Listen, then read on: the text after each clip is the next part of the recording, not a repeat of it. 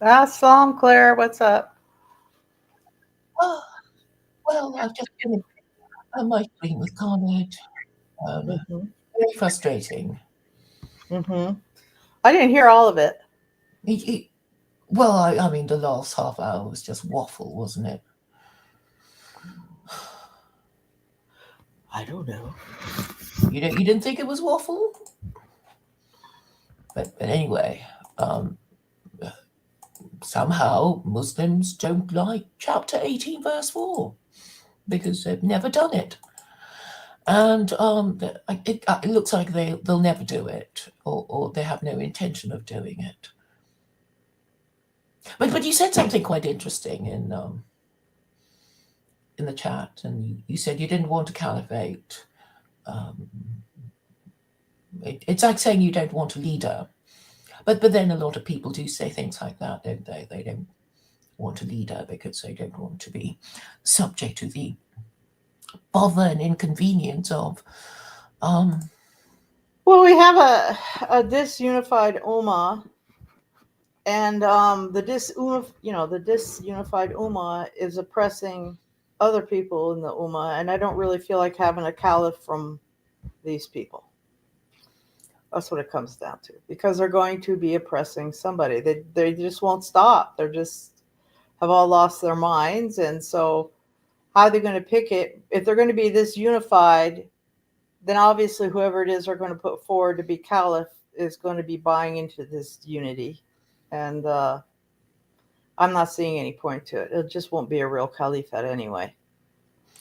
well, the point is that it's sort of like government, isn't it? You have to accept that at some level you need some kind of government, and if it's not good enough, I guess you make it better.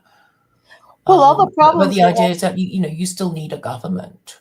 all the problems Muslims have stems from disunity and competition among each other, It's the and same with everyone, though, isn't it? well, yeah. So I don't see why fix one situation with sticking a recreation of it repackaged. I don't see any point to it. If the Well, Muslims get it why together and live? get unified, if they can get unified, then that would be a good thing.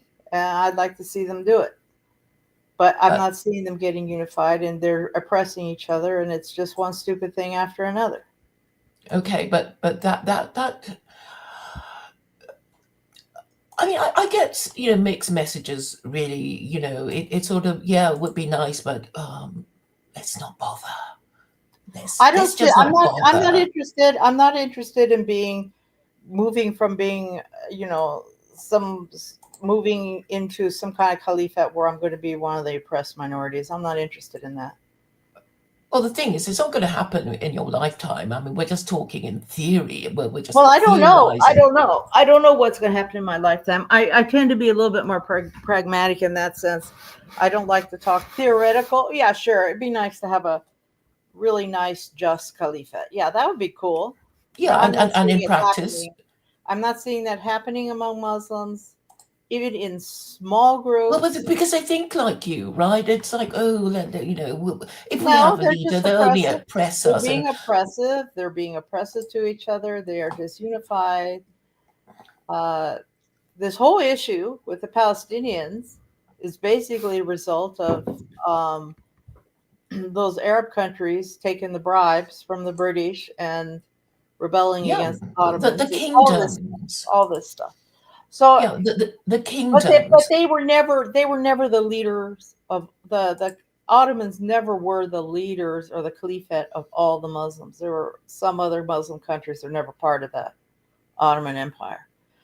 So Yeah, I'm so not therefore seeing the caliphate is basically just as big as bad as Islamic Empire. how how Muslims have unity is not spelled out in the Quran. There is nothing that says what type of government Muslims have to live under, the institutional structures of it, or anything else like that in the Quran. And it's barely there in Hadith. It's not even there in Hadith, except a few ideas of a just government or this sort of thing. There Yeah, is but you know, nothing no, that no, says there it's has to difficult, be a caliphate in the first place.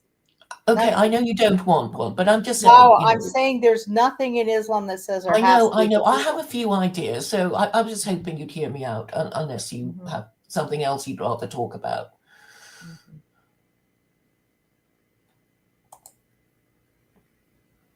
No, So, okay.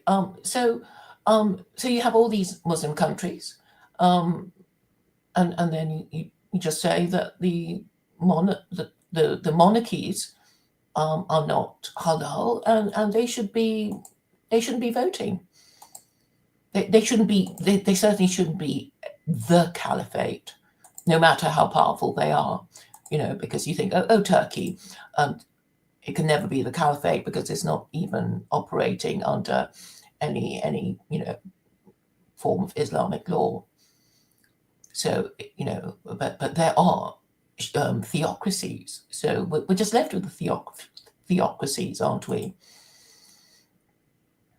And there are only five, I believe. And obviously you choose the most powerful one, and that would be Iran. But then we also know that most Muslims, 80% of Muslims are Sunnis, and only 20% are Shia. And the Sunnis will never admit that they're the ones who are the poodles of America. All of them. Well, Afghanistan is Sunni, isn't it? We don't know. But anyway, Well, I it can't guess be the caliphate they're because it's. basically Deobandi, I guess. Isn't Ubandi Shia? No, Sorry, Sunni, I meant. yeah, something like that. It's basically uh, kind of a Wahhabi idea, I guess. Seems to be like what they promote. Well, I mean, it strikes me that secular Quranism would just sort of kick out all the sectarianism, because it's like, well, we don't really care, what the hell you believe, but if you see any utility in these laws, you should support it, and then you can have a judiciary, a Supreme Court, and they can decide all the laws, but people can just sort of go to the mosque they want to go to, be it Shia or Sunni or whatever it is. And they believe what the hell they like. And eventually people will just sort of see themselves as Muslim and not talk about being Shia or Sunni, even if for the moment they are very particular about their beliefs. But it's only because the Western imperialists have managed to divide and rule them, and get them to do their fighting. I mean, ISIS are basically Muslim men who are the paid mercenaries of the West, aren't they? I don't know, maybe you don't agree. But I guess if you have, men of fighting age, they're more than happy to go and fight any war anywhere.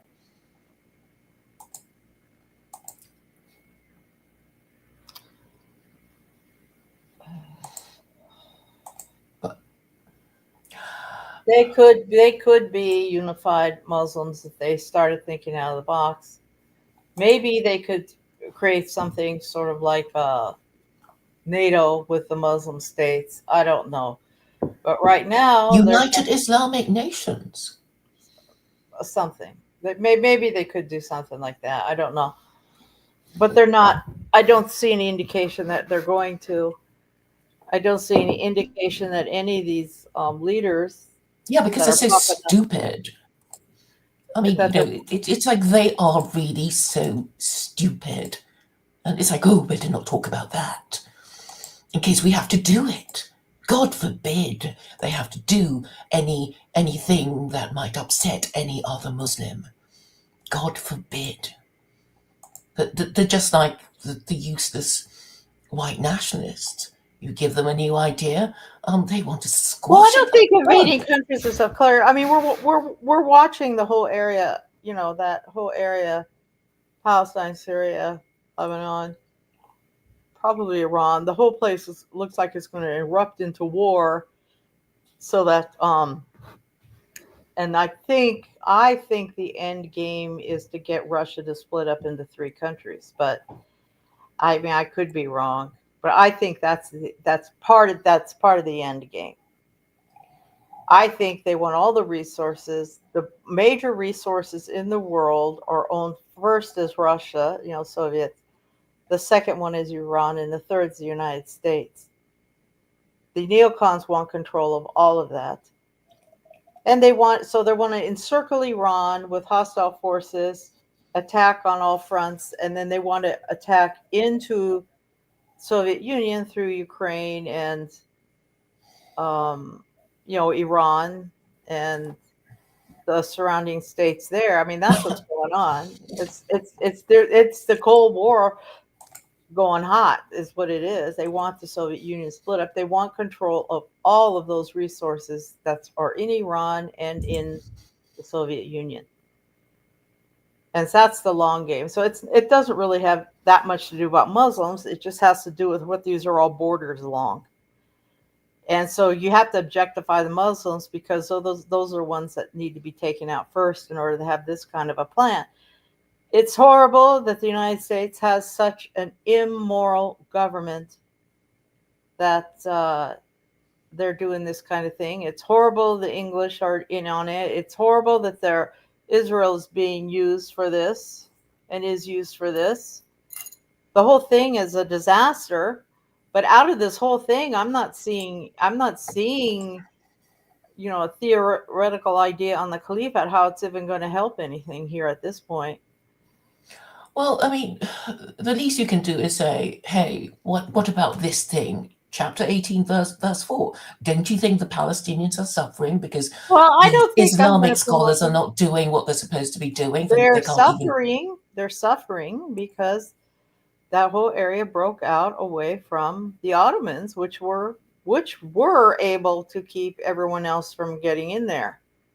It was the Ottomans that had that area, particular people protected. The Ottomans had that Jordan, and they had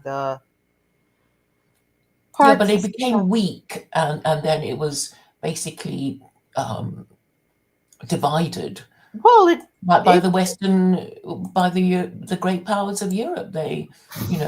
The Eastern question was about how the great yeah, powers they were got into to. debt. They got into a lot of debts, and I mean, if you can always look back, they had odd ways, like by today's standards, looking at things, they had strange ways of taking care of issues, and they also had different ways of solving a problem in different things. Like sometimes they'll have a war with somebody and say, "You guys, all you guys that are skilled, go move to that town." I mean, they had different ways of dealing with things, and under different sultans and stuff, they had a different view. I mean, it looks kind of. They had a military that pretty much refused to modernize in how they fought. And yeah, I mean, they had problems. The Ottomans had problems. They did. But the rebellion against the Ottomans was paid for by gold through the English, and it was the Arabs that led that rebellion. It was the Arabs. So they Yes, pretty I much stood mean, against each other because they wanted something. Anyway, this is all disunity. If Muslims were all unified, there wouldn't really be any reason for Sunnis and Shias to be arguing over anything. Not really. well, exactly. So, if the problem is disunity, then unify thyself. Yeah, but they're not going to at this point. They're Yeah, not. but They've we're bought talking into about all what the. it would be if they chose to do I that, and remember. I that remember would back. mean the restoration of the caliphate, which for some reason you're not prepared to contemplate. I didn't say I didn't contemplate it. I said I'm not advocating it because I'm not seeing it as a workable solution. There is a possibility they could come up with something like NATO for the Muslim states, and I mean all of them, including Indonesia, Malaysia, all of them.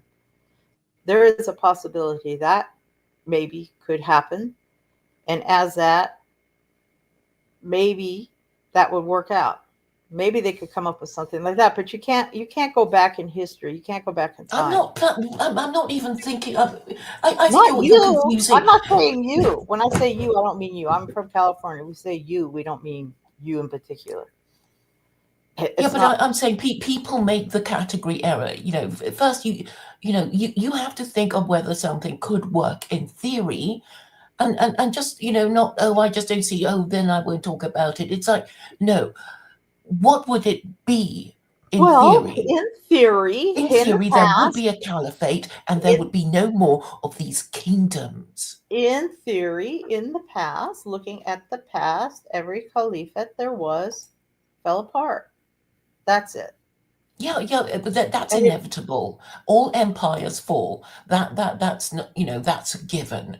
But as all men die. But the ending of the Ottoman Empire was, some would argue, the conclusive evidence that Islam is a failure, and therefore, but Muslims is like, yeah, okay, yeah, we well, failed. We're not going to try again because we're I don't think stupid and it's we're weak. I don't think it's a conclusive evidence that Islam is a failure because you still have Muslims. I don't think that the Roman Empire falling apart meant Christianity was a failure, even though it's progressing down this road of, I don't know, secular circusism. But I don't see it that way. I think there was no indication. I do not see the argument for the caliphate as being a religious argument at all in Islam, because I don't see anywhere where it was actually set up that way by the Prophet, peace be upon him. He was the But he leader of was the the Muslim. first caliph, wasn't he? Well, I think he was leader of the Muslims, but it didn't look like he left a structure for it to continue on. They all guessed after he died what to do. If you're looking at Sunni history and the explanation of events, then pretty much what happened was he died, and then they all stood around trying to figure out what to do. Okay, That's but their narrative. Whether people like it or not, that's their narrative. Prophet Muhammad did not stand up and say, Abu Bakr's my man. He did not say, you're going to do this kind of a sure thing over here. He didn't say anything about, apparently, according to their narrative, that never happened. It was all what they decided after he died. I'm not imagining things when there is this idea of the four rightly guided caliphs who were not kings. What about it? The four rightly guided caliphs were not kings, were they? Well, no. Right, and all the subsequent ones weren't they? They were absolute monarchs, weren't they? And they all failed, didn't they? Well, I'm not sure what you're trying to say about that, but I mean, uh, I'm saying, I just don't understand why. there's only monarchs. There's only monarchs over there I because the British know, brought them and on. then I'm saying it's obviously wrong. I Well, mean, yes, sir, it's I'm wrong. speaking to an I disagree American, with it. and you're saying I don't see the problem with monarchies. I didn't say I didn't see the problem with monarchies. I said I don't. I didn't. I don't quite understand what you were trying to say with that. But I don't think. I don't know why anybody wants a monarchy. I don't understand it. I was brought up in the United States. It's not an idea that I can even resonate with. I don't know why anyone wants to bother with it. So the only reason why people are stuck with a monarchy would be like, oh, the British, we've always had one. We can't imagine what we'd be without one, and therefore we're going to keep holding on to it, right? That's the story of the British monarchy. Well, I don't know what the story is with them. I don't know why they do it. I don't understand why they even do it, but apparently it means something to them. I'm not British. Apparently it Well, means I mean, so there something. are quite a few Americans who want a king, it seems. Yeah, but I'm not one of them. I don't see. Yeah, but when they say they want a king, they're saying they want their daddy. That's what they want. And What Washington they're warned about that. And saying, what they're saying is they're incapable of ruling themselves. If somebody starts talking about a monarchy, they're saying that they are incapable of making decisions for themselves. And I just think that's ridiculous. I don't know why somebody would give up all decision making capabilities to somebody else. I can't even understand why people want to give it up for a housing association. Okay, I don't understand why I people don't want know to what give you up. mean about this housing association. Well, like okay, like you can buy a house, it's your house, and you can put whatever kind of curtains on you want, right? Or you can buy a house that's in an association. They have a bunch of rules. Your curtains must be white, and you cannot put up, Oh, ghetto okay, bells. okay. There's some kind of uniformity to living in a housing Yeah, it's sort of association. a not Your uniformity. doors have to be the same. They have a structure to it. They have like a committee or something that has all these rules, and they run the association. It's a group owned thing. It's sort of a if you want to consider if you want to promote if you want to compare housing to political ideas, I guess you would say it's some sort of socialized housing where the group owns it. The group owns the whole place, the association, and the group makes the rules for the association. I don't even know why people want to do that. I can't believe it. I Well, know maybe they people will can't do it. find better accommodation, but Well, yeah, as regard, I understand why you might get stuck buying into one. I don't know why anyone would prefer that. That's what I'm saying is I don't know why anybody wants to give up cheaper, maybe. their decision making capabilities or whatever singular power they actually have. They would just give it up to somebody else. I don't know. I don't Well, understand why because anyone would do that. well, I suppose at some level you have to trust, whoever, like the experts who know how to Well, run I don't stuff. believe It's like that. you don't have. I don't believe that, Claire. But that's the problem. I don't believe that. I don't believe that on some level. I must trust the experts. But Okay, I've but taken my car in to get fixed. Okay, I got to trust the mechanic. Yeah, okay, but I'm still going to make the decision about my car. I feel the same way about going to a doctor. I should be able to make my decision about what I'm going to do with the doctor about treating disease. I don't believe this. I must trust the expert, and then I don't believe in letting bureaucrats decide what I'm going to do when I go to a doctor. I just don't agree with any of this stuff. I don't agree okay, with but it. we're talking about a monarchy, and I suppose you get to um, maybe some Americans think that presidents don't have enough power, and they want their president to actually have the power to do stuff Well, why would and they and, want and, that? and sort You things can out. already see they are, but my argument is you can already see the mess it's in right now. Gosh, if monarchy would be even worse.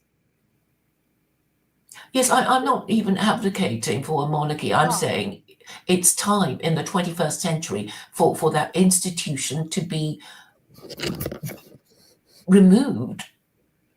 Everybody seems to have given it up, except for Britain. And there are, diplomatic reasons for Britain wishing to hang on to it. And those should be also be exposed. What diplomatic reasons, Claire? What Well, is the big diplomatic reason you have to keep the Charles? diplomatic reason is well, it's the connection of Australia, Canada, and New Zealand to the the motherland or the fatherland, because they're still British territory. Well, They're they would still still be Britain if they got rid of the royalty. I mean, I think it would still be Britain.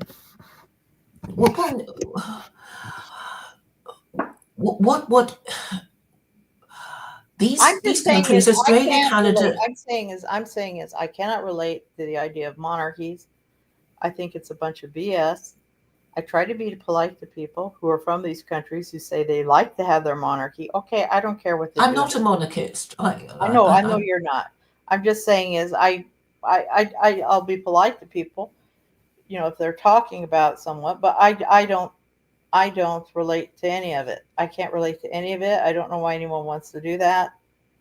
Uh, I don't know why they think they're so stupid. They can't make decisions for themselves about what color curtain they want to have hanging in their.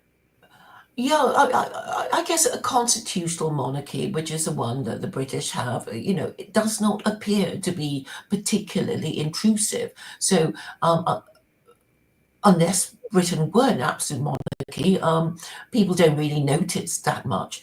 The fact that they have a monarch, they think, oh, it's something that the media can use to, create a bit of interest, photos of the, king's wife and, children and affairs and that kind of thing. And it's a bit of, Well, it you know, seems awfully expensive to me. Yes, but I'm saying that the British monarchy is useful to the Americans who Oh, want I to don't control know. the world. Maybe. Yeah. And so if you control Britain, you control the British monarch, and through the British monarchy, you control Australia, Canada, and New Zealand. I don't think America does control the British myself. I don't believe that. Now they control some other places, but I don't believe they control the British. I don't think they Did do. you look at the Wikipedia entry on the 51st state that we discussed last time? We were talking about, you were telling me about, was it Puerto Rico? Was it? Oh, Puerto Rico. Yeah. Yeah, and they said, well, they now want to become the 51st state, but there's actually a Wikipedia entry on the 51st state, and Hmm. the UK is included, as well as Japan and Korea and Israel, because we were talking about Israel. Has the British said they want to become the 52nd state? Well, I mean, I suppose people joke about it every time America has an election. It's like, hey, we should get a vote too, because Washington is always telling us what to do. Well, it's not Washington's fault if you guys are doing what they tell you what to do. Yeah, I mean, Americans are fortunate indeed in that they have somebody like Trump. Europeans are just stuck with their Euro trash, and they're all, well, they only Well, follow orders from the Trump, neocons. Trump, Trump looks like he's a big disappointment at this point. So I don't know what I don't know.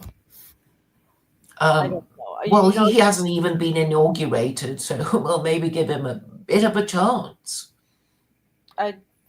yeah, he just looks like a disappointment from what he's saying and stuff. I, it's not. I don't know. It's What ugly. has he said to disappoint you? He's just too pro Zionist, Claire. He's not going to be able But to has give there this. been a single American president since the founding of Israel who hasn't been pro-Israel? I don't think it's allowed, is it? I don't think so. Yeah, so I mean, Vincent is going, oh, but he's so Zionist. It's like, well, Well, um, we've had enough of it. I think a lot of regular people have had enough of it. well, And he did send a tweet about Syria, so he's saying, well, I'm not getting involved in Syria. So I guess well, that's what's kind of happening in hopeful. Syria is what he wants to happen. It's what the Zionists want to happen right now. It's closing off the supply routes to Hezbollah for ammunitions and stuff. Yeah, that's closing up. Yeah, he's going to act like hands off. He doesn't care. He doesn't care how, as long as those supply routes are closed off for Israel. They don't care. They want that closed off to Lebanon. They're isolating these different areas. They don't care how it happened. So this just works to their advantage. So yeah, he can say, "Oh, ooh, hands off. Ooh, America's not interested in this anymore." Oh, okay, he's not interested in it anymore. It doesn't matter as long as they can't move the supplies to Hezbollah. They don't care who's doing it or why. And it's obvious Well, they're being helped, and it's obvious that Turkey is helping. You know, he's part of NATO, Turkey. It's pretty obvious that this is, I mean, who's benefiting from this is going to be Israel and the United States with these people fighting. The only people that were really trying to not join the banking system and not do any of this stuff was the Shias. Everybody else was gotten on board on the money train. So they want to break all that up, and they're just gonna destroy everybody on their little march towards destroying Russia and getting control of not the third biggest amount of resources, but all of them. Russia, Iran, and the United States. The United States is third. So they're going to take all the resources, these global cons, and they're just going to squeeze the hell out of everybody else. And they're going to be peons. And they are peons. People don't realize they're peons. what's peons? Peons, like the little poor farmer, the little poor the peons, the people that go work on the farm workers. Peasants. Yeah, yeah. Most people, yeah, maybe it's an American term. I think it's probably Spanish actually. Yeah, it's a they're basically going to turn the whole world. The whole world is just going to be employees. Nothing. We're all going to be nothing if this keeps continuing the way it is. Yeah, so somebody's, got to come up with a new idea, but nobody's Yeah, they're going to interested. control all the money. They're going to. They are. This stuff is all real. That's going on. People people think a lot of people are confused because quite a few people in the United States have six-figure incomes. Not me, but they have six-figure incomes and they're seeing it as great, but they don't understand that they're just one paycheck away from being a peon. If they get fired, they're an employee. And if this stuff doesn't all stop, they're just going to be peons. Everyone's going to be a peon with digital bank accounts. I've gone into stores and you can't even use cash in them.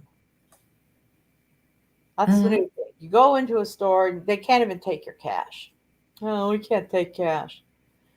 Then and then it has to stay in the bank. And I more when I go in and I'm talking to them, yeah, less and less people are using cash. We're going to go to a cashless society, which means Big Brother is going to know what you spend every single penny on.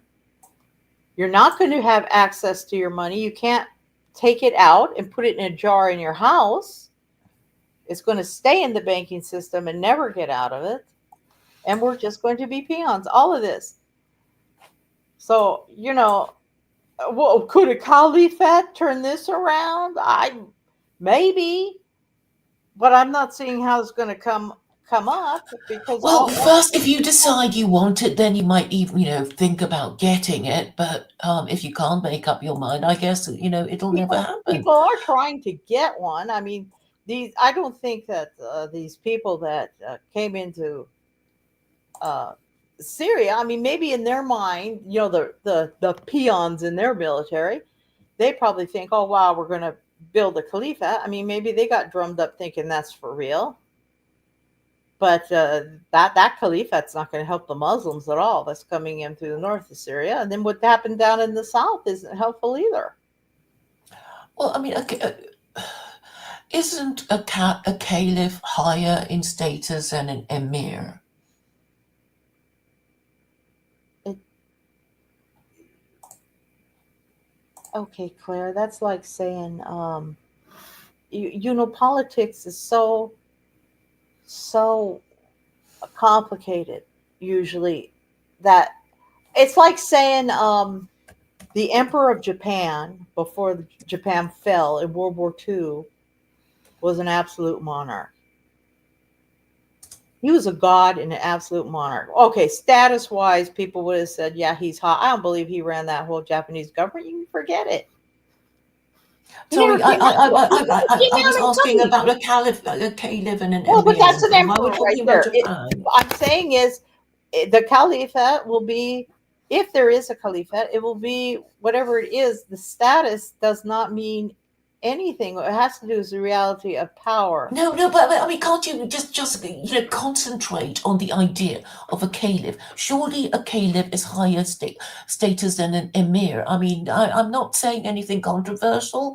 Am I? I don't even I would know anymore. assume so. I would assume so. But Okay, okay, so if it's okay, real, so an emir is a leader of a state of an Islamic state, isn't it? Am I being not controversial necessarily, again? but maybe. I don't know how they want to use the title for emir. If you want to put in nation states, I don't know what an emir would be. Okay. So I would have thought, I mean, that there's the UAE, United Arab Emirates. So I'm assuming that if you're a republic, um, or could an emir be a king? I mean, I don't think even the word has been properly cleared up. Maybe they don't like talking about it because, they don't want to talk about abolishing their monarchy, right? Well, no, they're not going to It's break it. They're not. Nobody is going to stand up. None of these people are going to stand up and say, "Here, take it. I'm going to give it up." sorry, what? None of these little kingdoms and stuff are going to say, "Here, take it, take it, take Of my." course not, but it would have to come from the people who think they could be better off as an Islamic republic. Okay, well, it looks like people are trying to do that now. I'm not impressed by any of them. Well, because they're obviously not focused, or maybe they're too scared, or whatever. Perhaps we can discuss it if the men are too afraid to talk about the meaning of emir and whether an emir is still is a king. I mean, surely we know that the rightly guided caliphs were not kings. No, but they were called emirs too. Okay, so they're roughly the same, but caliph is higher status than an emir. Maybe it's a bit like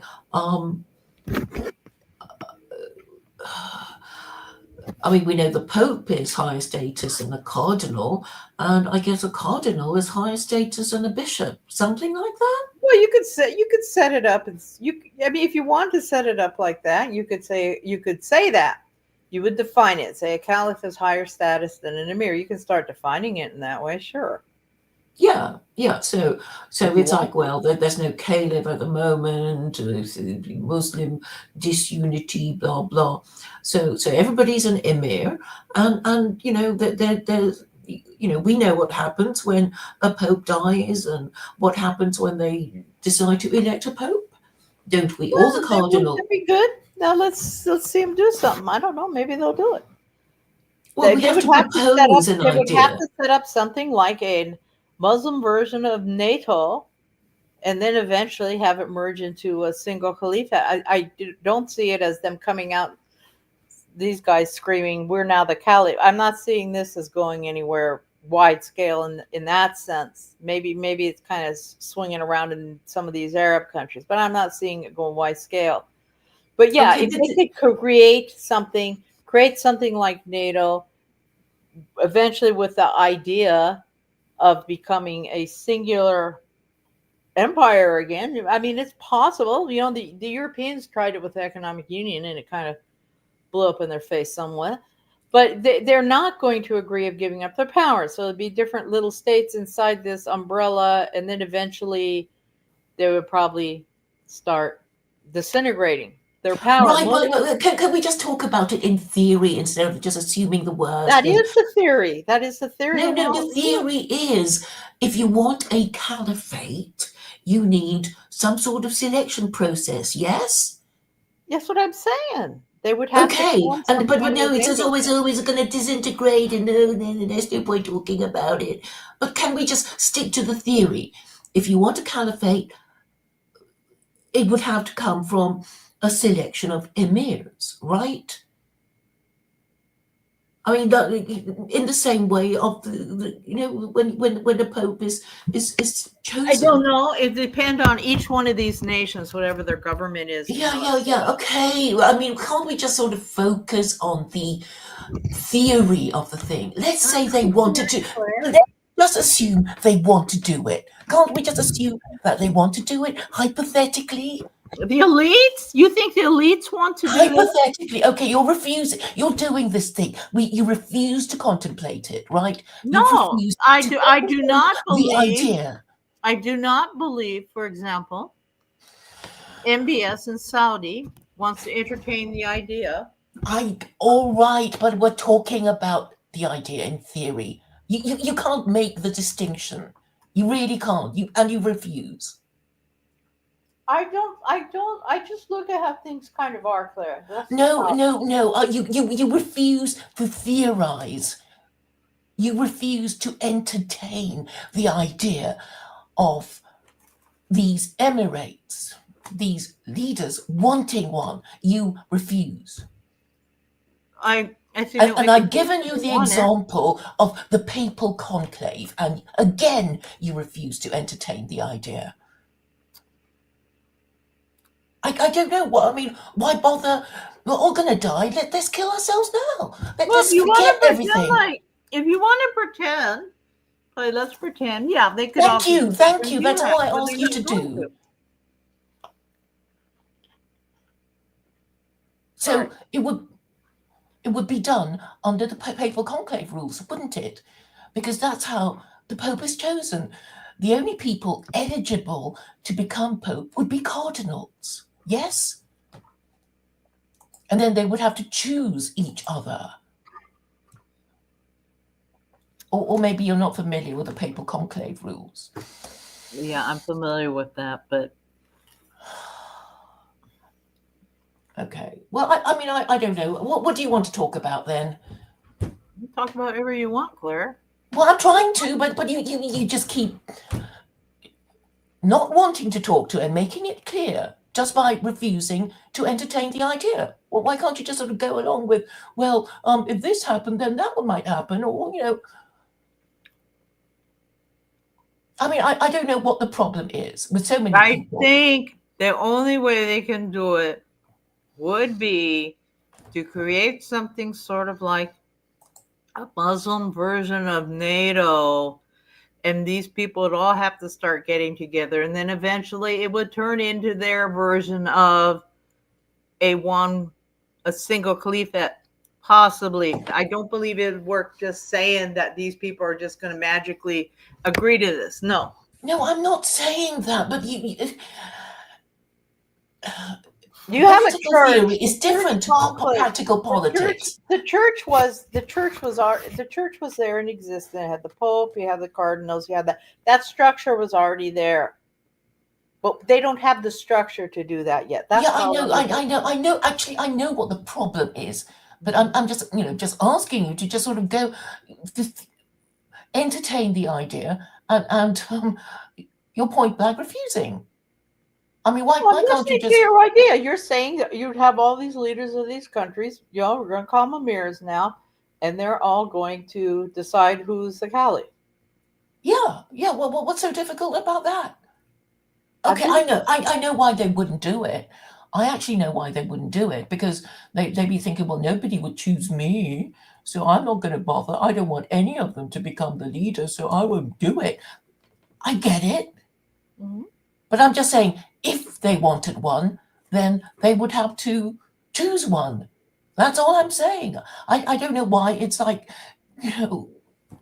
trudging through treacle just to get there. But it's obvious that you all think like that. I can't even to get you to entertain the idea, because you obviously hate it so much that you refuse to entertain it. I'm a pessimist. Okay, so what do you want to say about that? Okay, well, but what's the point of being? I have no optimistic view that this will ever happen. But if you why did you become Muslim then? Because I thought the whole idea of being a pessimist is to be atheist, YOLO, and why even believe in the afterlife if you're just going to, be so pessimistic? I didn't become Muslim focusing on the afterlife. Then. Myself.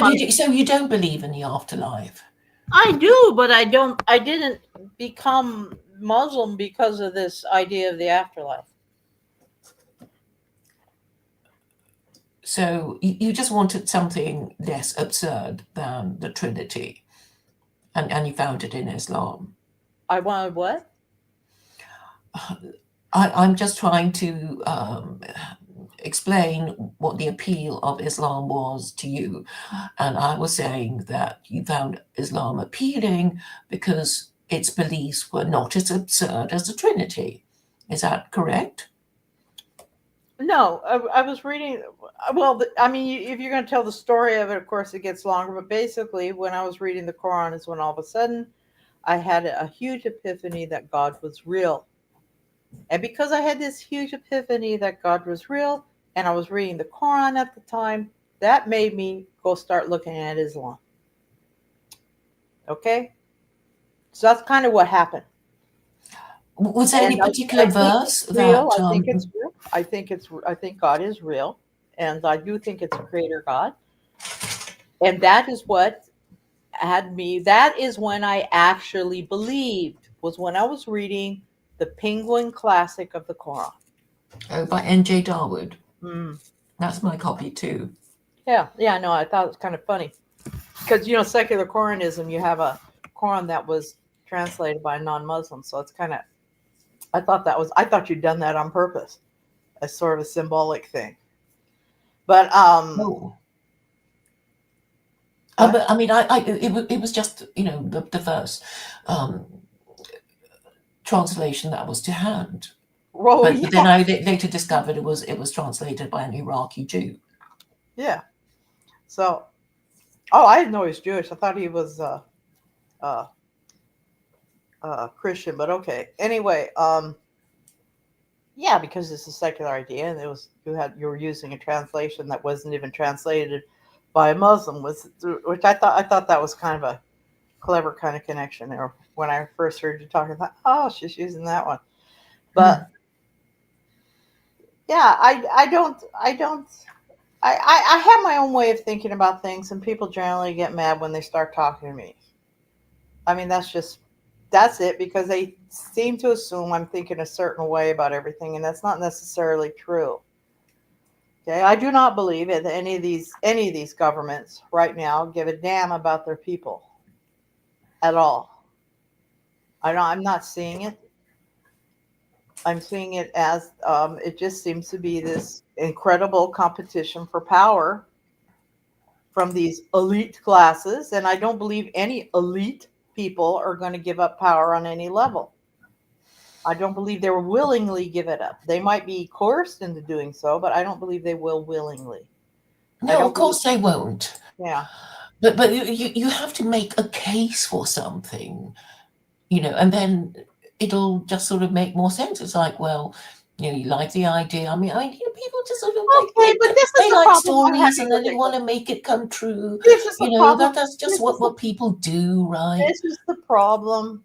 But this is how I'm looking at it. You want to take a bunch of power hungry emirs, and now they're going to pick a caliph from one of them? No, I'm actually saying that I know it's not likely to happen because the Ummah consists of 80% Sunnis and 20% Shia.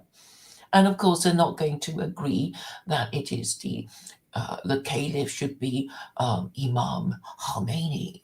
Of course, they're not going to agree to that. I get it.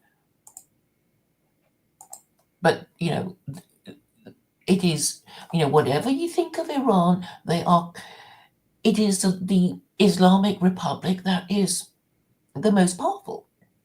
Even if, nobody thinks it's powerful enough. The point is that it was the Iranians who got their country back using Islam. And they're not, stupid people. They are an old civilization. And, well, whatever you think of them, they are still the most powerful Islamic republic in the world. And therefore, Imam Khomeini, would all things being equal, be the caliph. But I know, of course, that the Sunnis will never, agree to it, but then the Sunnis well, Sunni Islam isn't even an organized religion, is it? I mean, they're all, they all live under monarchs, and they're afraid of their monarchs, so they're not going to say anything about monarchy.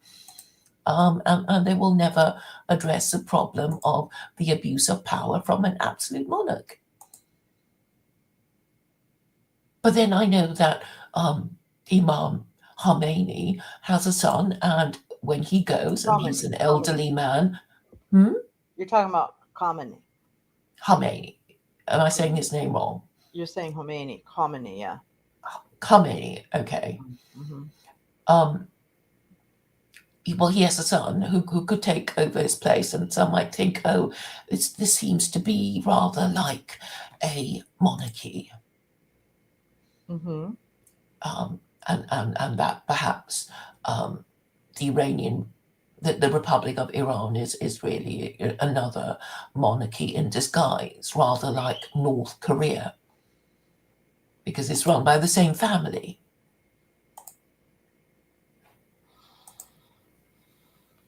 Possibly. So, I'm not saying, well, I just want to, make it clear that I am aware of the problems and why people might not want to attempt it. But this is really the way, if Muslims want a caliphate, that would be the way to get it. But when you think of um, the papal conclave. I mean, it wouldn't be much good if you were, locked in a Sistine Chapel, and you just voted for yourself, and you kept voting for yourself, and you kept voting for yourself. So the most sensible way to do it, if you want to get out quickly, is to vote for anyone apart from yourself whom you think might do a good job. That would be the quickest way of making, a halfway decent. Oh, I Um, think there was something like that where they went into conclave one time. I can't remember when in history this was, and they just wouldn't make a decision, so they took the roof off of them. Yeah, because they were probably enjoying the fine food It's and the something. company, They just and wouldn't make a enjoying decision. themselves too much. Hmm.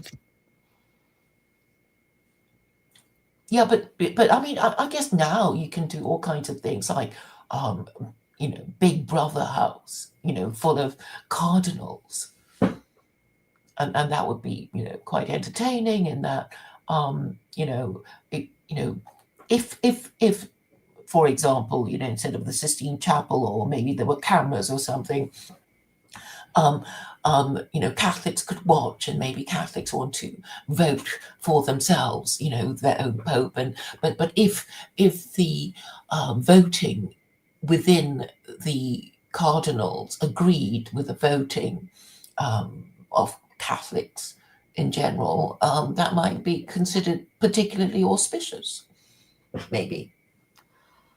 Well, I mean, if these leaders want to go in there and do that, and if they would do that, I don't see it as bad. I mean, I just don't.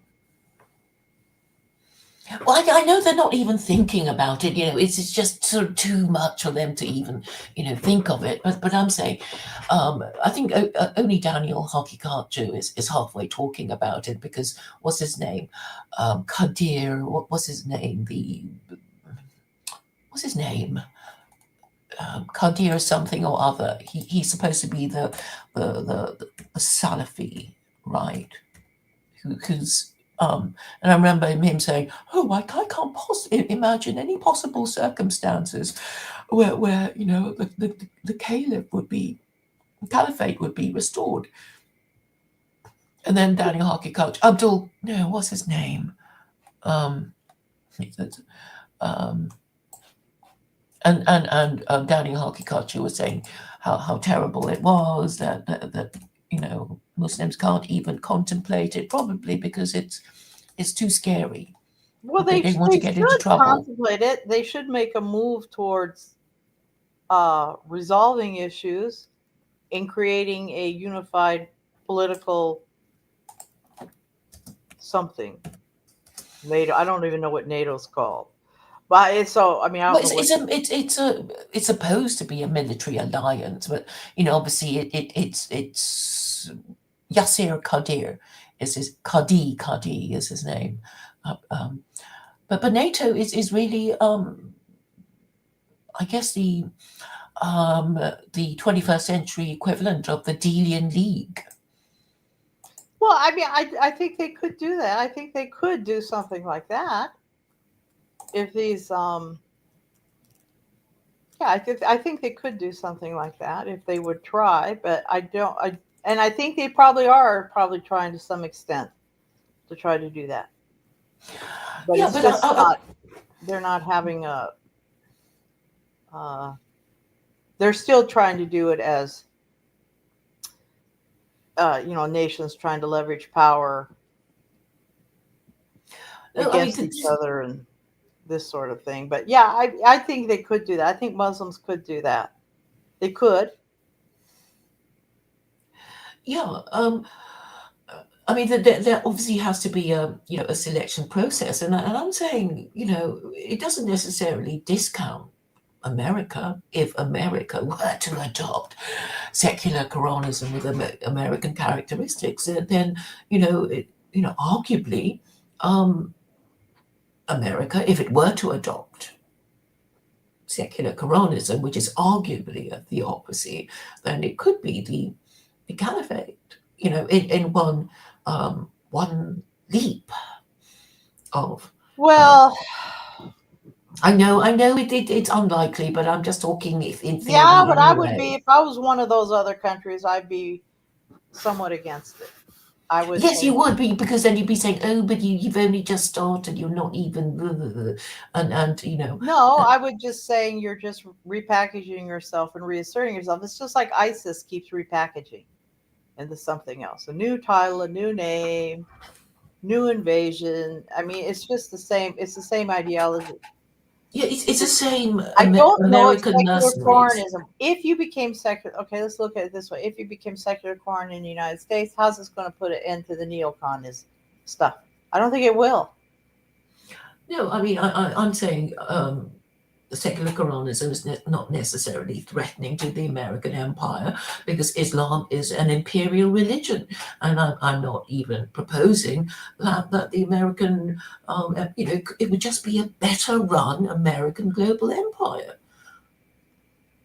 with I don't know if the rest of the peons in all these countries really want a better run global American empire. I mean, I would like a better run America, but yeah. I want this neocon stuff to stop. I want an Well, end to yes, that. I mean, Trump is against it. I mean, No, I that's don't why think they he's want to kill against it. him. It looks like he's just another one of their boys to me. I mean, that's what it looks like to me. He has picked the most Zionist bunch of people to put in different area. No, I'm not seeing it, Claire. I think he's just more Who continuation of. could who could he have chosen? Candace I Owens, don't know, Claire. You Thomas have a Massie. government that where I think it's, if you have a corporation, let's say you have a corporation, the people who run communications actually have a huge control in a corporation because they can stop and put mail through. You know what I'm saying? It's kind of like if you have the Queen's Palace, those little guys that carry the notes on the trays, they actually have a lot of power because they can throw a note away, Mhm. right? So if you have this many Zionists, and I'm not saying just Jews, I'm saying Zionists, Christian Zionists, Zionists and stuff, in these middle management jobs where they just continue on to the next person who comes into power in the next, like whoever's president, these people all still have their jobs. They've gotten into too much control in FBI, Homeland Security, in all of this. Yeah, it's the And middle they're management undermining people who have everything. the most power because they stay Yeah, that's right. after So the political appointees are gone. it's gotten to the point now, it almost doesn't matter who's president. I don't know. It's possible. It's possible Trump maybe has a pair and will be able to do something. I don't know. He did help small businesses when he was in before. He did help small businesses. I was talking to people at small businesses. They were ecstatic about him because it really meant the difference between them being able to stay open and having to close down. Whatever his policies were, I don't run a small business, but they did help them. So I don't know if you can turn the stuff around, but him saying he has hands off with Syria, I mean that's so what? The Zionists are getting what they want out of that, which is the supply lines to Hezbollah cut off, and any supply lines going through up to the north of Syria cut off. I mean, that's to their advantage, no matter how you look at it. Yeah, I mean, the stuff he can do after he actually, is inaugurated on the 20th of. We'll have to see, but his suggestions that he's picked is awfully Zionist. They're awfully Zionist, and it's like I this mean, is is there anyone who isn't Zionist who ever got anywhere in the American political establishment. I think not. Whether they It's whether like a they have sacred or not, religion. whether they have or not, it doesn't look like he's tried to get anyone who wasn't in. Now maybe it's all subterfuge. Maybe it's all he picked these people because he thinks they won't be selected when they go through the rest of the process. I don't know. I don't know, but there's so much game playing going on. I don't think there's any way a Yeah, normal. yeah. There's no need to, he hasn't even taken office yet. So, you know, cut it out with all the doom and gloom. He hasn't taken the office yet, but he's already shooting his mouth off. And he's Well, already he has to picking say people, and he's something. already been clear. And to come out with this idea that he's just going to leave Syria alone, well, he doesn't have to do anything right now. So sure, he can leave it alone because the Zionists are already getting what they want going on there, which is cutting Hezbollah off, which is isolating the Muslims who actually are fighting against him, against the Muslims that actually do not want to be part of this massive banking system and that do not want to be under this kind of Zionist control. Now, whether you want to Yeah. say, "Oh, it's Israel" or it's a Christian Zionist, it's still Zionist control. Well, It's it just still means it's American controlled. I mean, that's what it means. It's an American imperial project. I mean, if only people would just understand it in this way. I well. mean, I obviously, understand that Israel used to be owned by Britain. yeah, but only for a brief time before, Whether it was a brief time or not, Britain created the state of Israel. It was Britain that created that. So I don't know why they want to keep passing the buck off to the Americans. Britain started that. And yes, we have a huge number of Zionists, Christian Zionists. They've all bought into John Nelson Darby. They all read the Schofield Bible. They're just all into this sort of this weird evangelical idea of end events that are supposed to happen, the temple coming up. Yeah, it's just a massive bunch of hogwash, and that's turned into the religion of the United States. This. well, I mean, if you expecting the West to give up Zionism is asking them to, say that Well, they they don't didn't. have. They didn't have the Schofield Bible forever. I mean, But no, it's not even about, most people are atheists anyway. It's like, they don't want to admit that Zionism is wrong. That's all it means. And so they'll keep doubling down on Israel. It's not even, oh, they love the Jews or anything like that. They just don't want to admit that they're wrong. you have And an if old they give in to Muslims, it's like, oh, then it'll mean, saying that the Muslims have more power. And I think that's just the I reason. don't think people even go that far in their thinking. We have an older, the government is older people. Yeah, and they're The not going to way say we younger were people, wrong. the way younger people. I mean, I think this academic stuff and everything has turned around and kind of bit them in the rear end because a lot of the real younger people are not Zionist. The way younger Yeah, people because are. they didn't grow up, with this sort of assumption that, No, but this promoting the secularism and stuff in the schools and tearing down the U.S. Mythos of founding fathers and all that, and what great men they are, tearing all that down is now turning around and biting Zionism in the rear end because they're going to have a much younger generation that is not going to be voting for that, and they're not well, going I to mean, have. since when did anyone ever vote for foreign policy? That's always off the menu.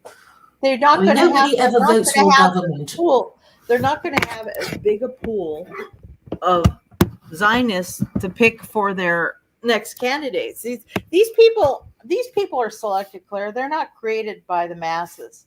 The people that run for government in the United States, they're Yeah, yeah, created. but I'm also saying that nobody ever votes for a political party on grounds of its foreign policy. Well, I did. Most people just don't give a damn about foreign I did. policy. I did. Okay, but you're one of those rare people. Most Well, and people I'm in would. a state that didn't matter who I voted for. It was going to be Holocaust Harrison. Okay, then the whole state, everybody knew who was going to win. Didn't matter who I voted for. Yes, but I'm saying ordinary people, the average voter doesn't give a damn about foreign policy. They don't give a damn about who their government maims or murders in their name. They just don't I care. They think, don't understand their own history. They're not going to bother learning about the I history of think, any other I country. think a lot of these younger people do, but they're also very prone to socialism. But yes, I do think these younger people, they don't like it. And I know I don't like it. And I didn't happen to go to a church that was, having every other Sunday about getting down to my Jewish roots of Christianity and pro Zionism and let's get that third temple up. I didn't go to that kind of a church when I was a Christian. Actually I never was a Christian. My parents were. So um and the reason I say I never was one is because I never did believe in the Trinity. I never believed Jesus was God. I was one of those kids that just sat there like, I don't believe this. But, I wasn't trying to be contrary or anything either. I just didn't believe it. So yeah, I think it is possible. Maybe the younger generation can't fix it. I don't know. I don't know. I do think though that the breakdown of the community is a huge problem, and that community has to be built up in some manner. Yeah, because the generations are not talking to each other. But they're afraid to have these conversations. I mean, within even the same family, they don't talk about these things. I mean, I know a lot of people tell me that they can't talk to their father or their mother or their stepfather or they can't talk about it without Well, having a a row.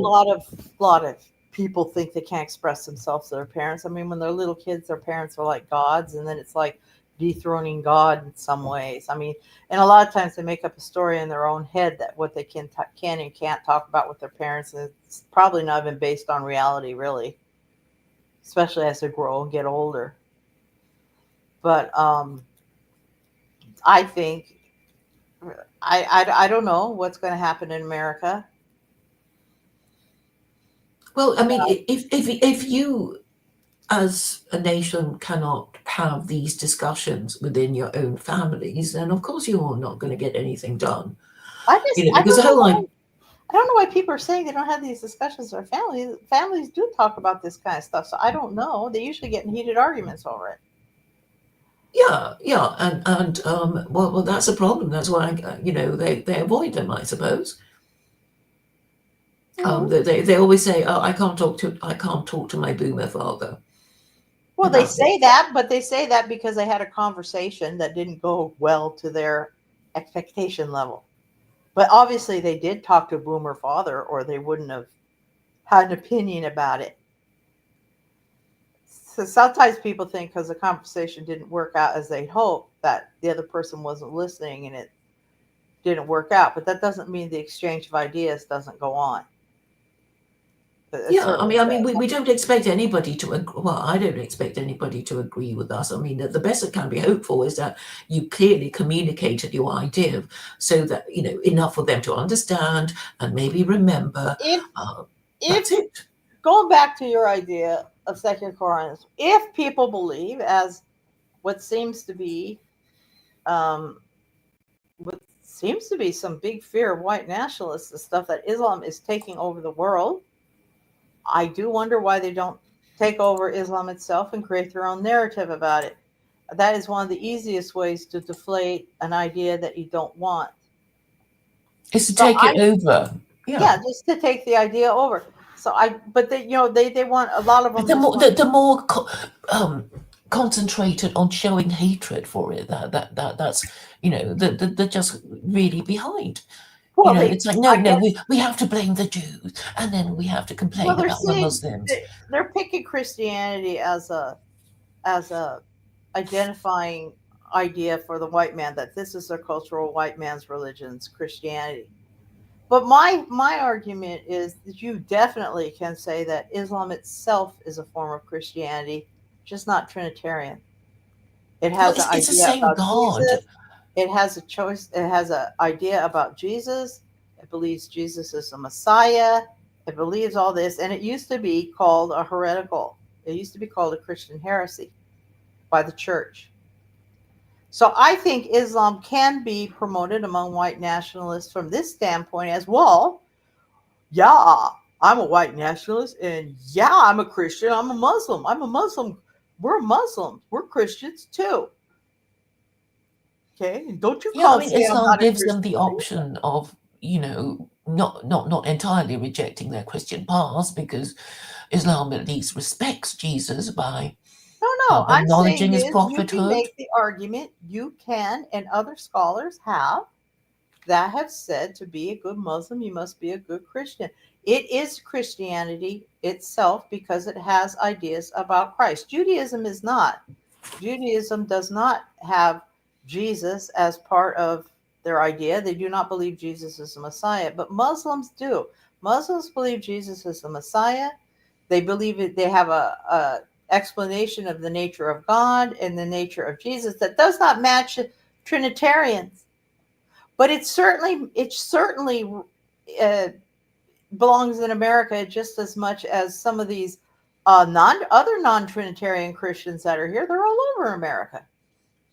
You got Mormons. You have God. Mormons had the biggest ROTC units in the United States at one time. You The had what? Unitarian Christians. You have some What of did you the say? ROTC? What's that? Reserve Officer Training Corps. They're Hmm. the biggest ROTC units at Brigham Young University in the United States because you have to serve America. So they had the biggest ROTC units. So this idea that Islam doesn't belong in America is not true. What needs to happen is the Muslims need to make the case that Islam does belong in America, and it belongs in America because it is a form of Christianity. It's just not a Trinitarian form. And then white nationalists can say, oh, well, okay, yeah, maybe they are Christians. Maybe that is okay. Then they can have that narrative and they can still be identified as Christians for themselves as oh yeah, we can get along with these people because actually they are Christians, even though they're the wrong kind of Christians, because they're going to say they're not Trinitarian. They're not really Christians, but they definitely would be able to say, oh yeah, we can be with these people because they do believe in the same Messiah. We're sitting around both Trinitarian Christians, non-Trinitarian Christians, and Muslims are sitting around waiting for Jesus to return. And they mean him, Jesus, Mary's son. That's who they're No, talking about. So we're waiting for that. So actually, Islam is a form of Christianity, and it was recognized by the church, which was the church itself was defining heresies, obviously. It was defined as a Christian heresy because it yes, I, had. I, I I know, but I'm saying white this is too nationalists can. advanced for these people. White nationalists can be Muslim. They're not rejecting their Christian heritage. They're picking a Yeah, but they're different. not. They're not even Christian. I mean, in the sense that they only became Christian because they worked out that calling themselves white nationalists doesn't get them anywhere. So Well, they've after always that, they've always been tooting the Christian, at least in the U.S. I mean, the old Klan certainly tooted Christianity. It absolutely did.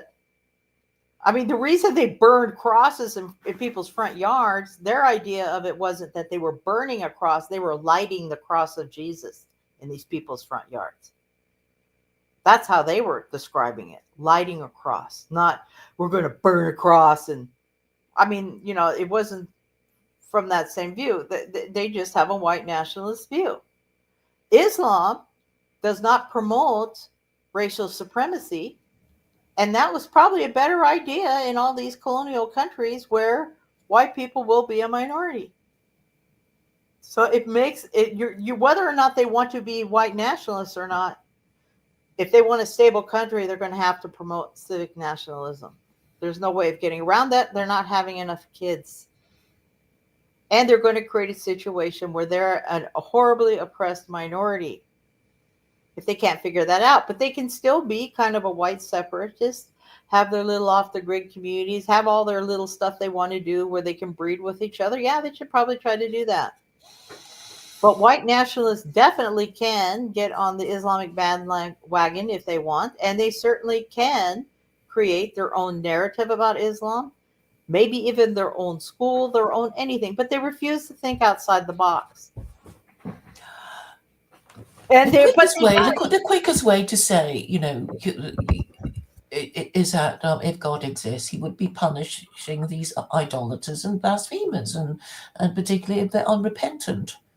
I mean, that's a quick. Then well, I don't think that's a good idea, Claire. I think you have to they promote can that understand God. that. They can I understand think that. I They'll think hate they the have to idea, but promote. they'll get it. Good I and think they have to promote the idea that God's going to punish the unjust. yeah, and the idolaters and the blasphemers, and then you say, oh, we're not. It's like, yeah, prove it. Prove that you're not an idolater. You worship a Jew. Well, Prove that. I don't see how it's gonna that's gonna lead to anything though. I No, don't think no, how no. that's It's gonna like, lead to anything. well, I'm talking about the white nationalists need a new narrative, and they yes, certainly yes, can get but they that. have to accept. The thing is, they think they can just go on hating, right? I mean, that's their problem, that they can't say or do anything without blaming the Jews. I don't think that's true that all white No, nationalists hate. I I just think spoke. what we see, and what's allowed to get through on social media and stuff are more of the supremacist types. But no, not all white nationalists are racial supremacists. That's just not true. David Duke wasn't even a racial supremacist, and they keep saying he was. It's very clear in his book he isn't. Yeah, they lie about him, and he. No, well, he's not a supremacist. Neither is I don't think Jared Taylor is either. Okay, Well, so they want to he's blur the distinction because to be a white supremacist is to be worse than to be a white nationalist, no, right? they're not. They're not. No, there's the narrative is that all white supremacists, white nationalists, are white supremacists. It's not true. Islam though puts a lid on that. Islam says no, you can't promote supremacist ideas, but you certainly can promote unity within your tribe, and you certainly can promote for a better country and this sort of thing. And that's a better narrative for white supremacists. I'm not white supremacists, white nationalists. You want a nationalist, you want a government for your people? Well, white nationalists should care about their country. And they need to promote a narrative that will keep their country stable. Okay, and as a colonial country, as America, that's what needs to be promoted. Whether or not you particularly like civic nationalism or not, you certainly they are in a position now where they're going to have to accept it.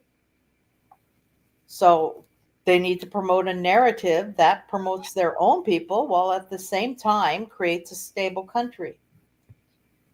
Well, And if they can just sort of accept that, you need.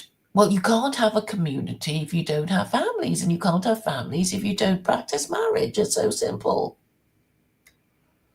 yeah, they're But not they're having not even kids. thinking like that. It's like, no, we have to hate the Jew, and we have to, wish upon a star that one day, very soon, we can kick them all out Well, they and don't worship have to. Hitler. They don't have to hate the Jew. They don't have to hate the Jew. They just have to love white people.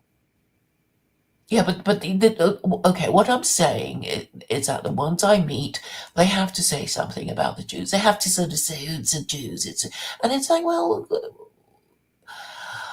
there's Well, no it need to does say that, look is like, it? There is no need to say it. But we want to say it. We want to say but it. it does. It is apparent that the United States seems to be functioning as a sub-state of Israel.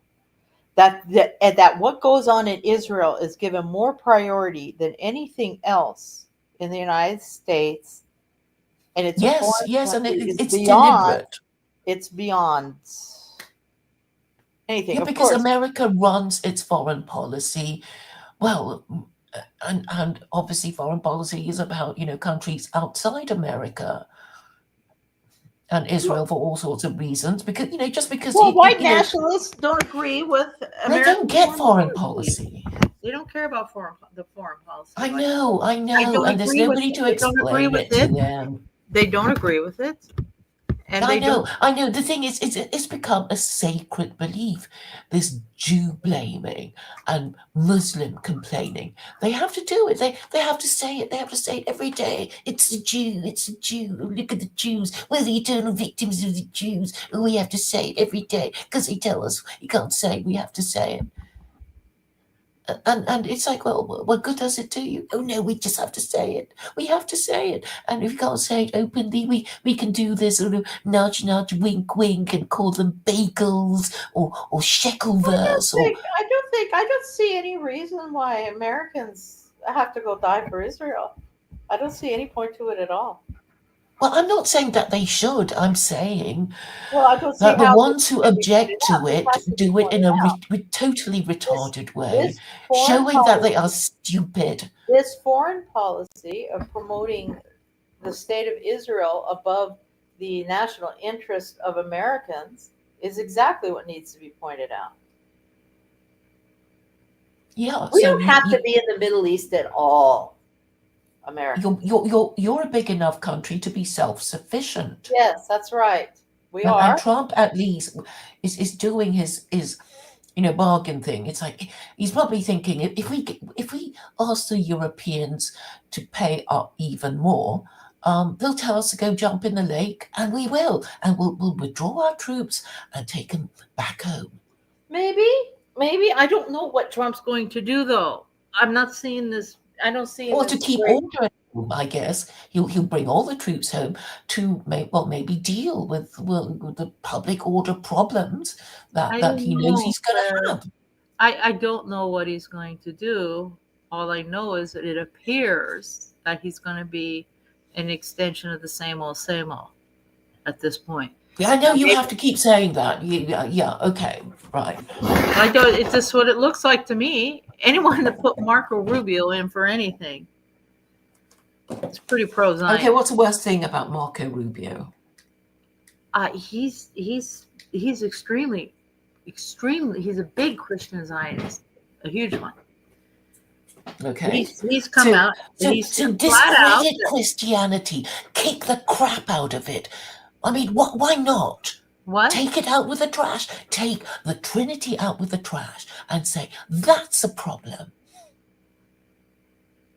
Well, it's in chapter 18, verse 4. Don't give them any quarter. They can't defend it. Claire. It's so stupid. They can't defend it. That's not the problem in politics, though. It doesn't matter if they're worshiping. Just discredit them utterly. What? Anyone who believes in the Trinity obviously believes in an absurdity. It's not hard to expose it. People like you hate Jews. Why the fuck are you worshiping fucking Jew? I didn't say I hated Jews. I've never said that.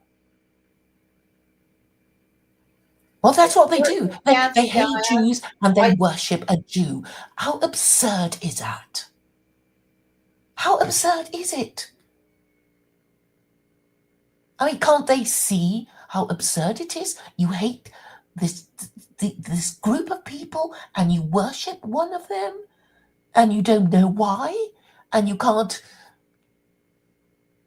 I don't know. I mean, what's wrong? I mean, but they still want to. They cling to it. Well, okay, let's say they figure out it's all absurd. How is that going to change their stance against Zionism? It won't. If all these Christians woke up tomorrow and said, "Oh, it's a Christian Zionism. We're worshiping. We hate Jews, but we're worshiping a Jew, and we think that Jew is God."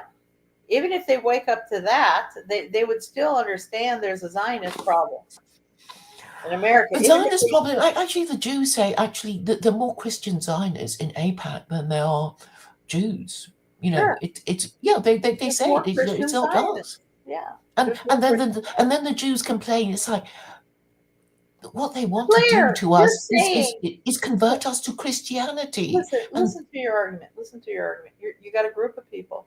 You're saying, here's this group of people. And they think uh, Fred, Fred is God. Fred's God. And Fred actually was a member of Sid's group. So now we're going to acknowledge that we are worshiping people from Sid, and these Sid people are got way too much control in our government. Okay, them realizing the absurdity of Christianity isn't going to change the fact that we have a problem in government. no, it's like, okay, why do they? Okay, if I were white and Gentile, it would be, why are we always complaining about the Jews and the Muslims? Why? And it's like, well, these Jews, these Muslims, they have a religion, right? And they have a religion that is more, well, is the most high status religions out of all the religions in the world, because they have the benefit of divine revelation. I mean, this is really the clear blue water. Nobody's going to argue about it. I know Christians will say, "Oh, but what about the New Testament?" The New Testament, I mean, we don't even know who wrote these. The books of Matthew, Mark, Luke, John. I mean, it's lower status authors, right? It's like, oh, Paul, the Pauline epistles. Yes, the Jefferson Bible. What did Jefferson do? He just took out all the bits of. He took out the miracles. He removed the Pauline epistles, and all he did was keep just the sayings and doings of Jesus, and that was it. That's the Jefferson Bible, and nobody talks about it. But what was the point Jefferson was trying to make? He's saying, well, compare the New Testament with the Quran. There's just no comparison. There's no comparison.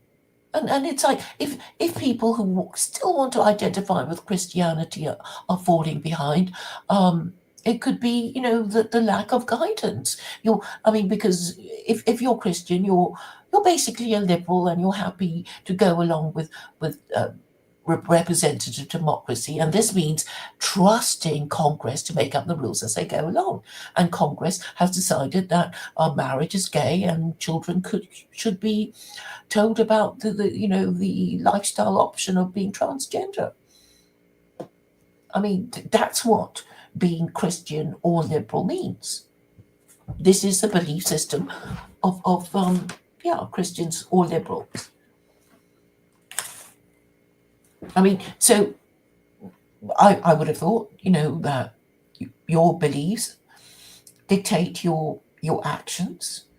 It's not unconnected. If you believe something, you're going to do, you're going to behave differently to somebody who believes the opposite of what you believe. And they will behave in a way opposite to, well, theists and atheists do behave in a different way, don't they?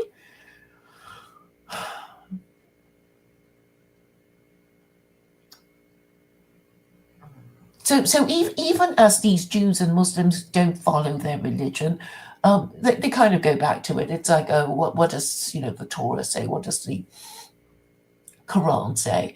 And they would be reminded of their identity and their stories. But I don't think, for many white middle class people, I think it's just a cultural affiliation. It is about being white and middle class, and that is what they cling to more than any genuine belief. I know you don't like me saying that, You but might think that if you're running around in some areas of California, but I'm telling you, Claire, there are some very religious areas towards Christianity. yes, and they try to abet.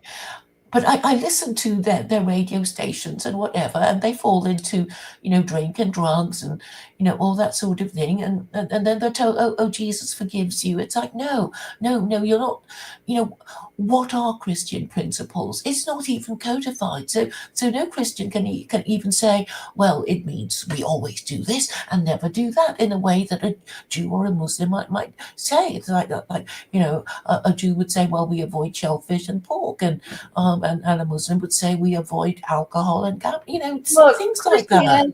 Christianity was used to prop up an empire, right?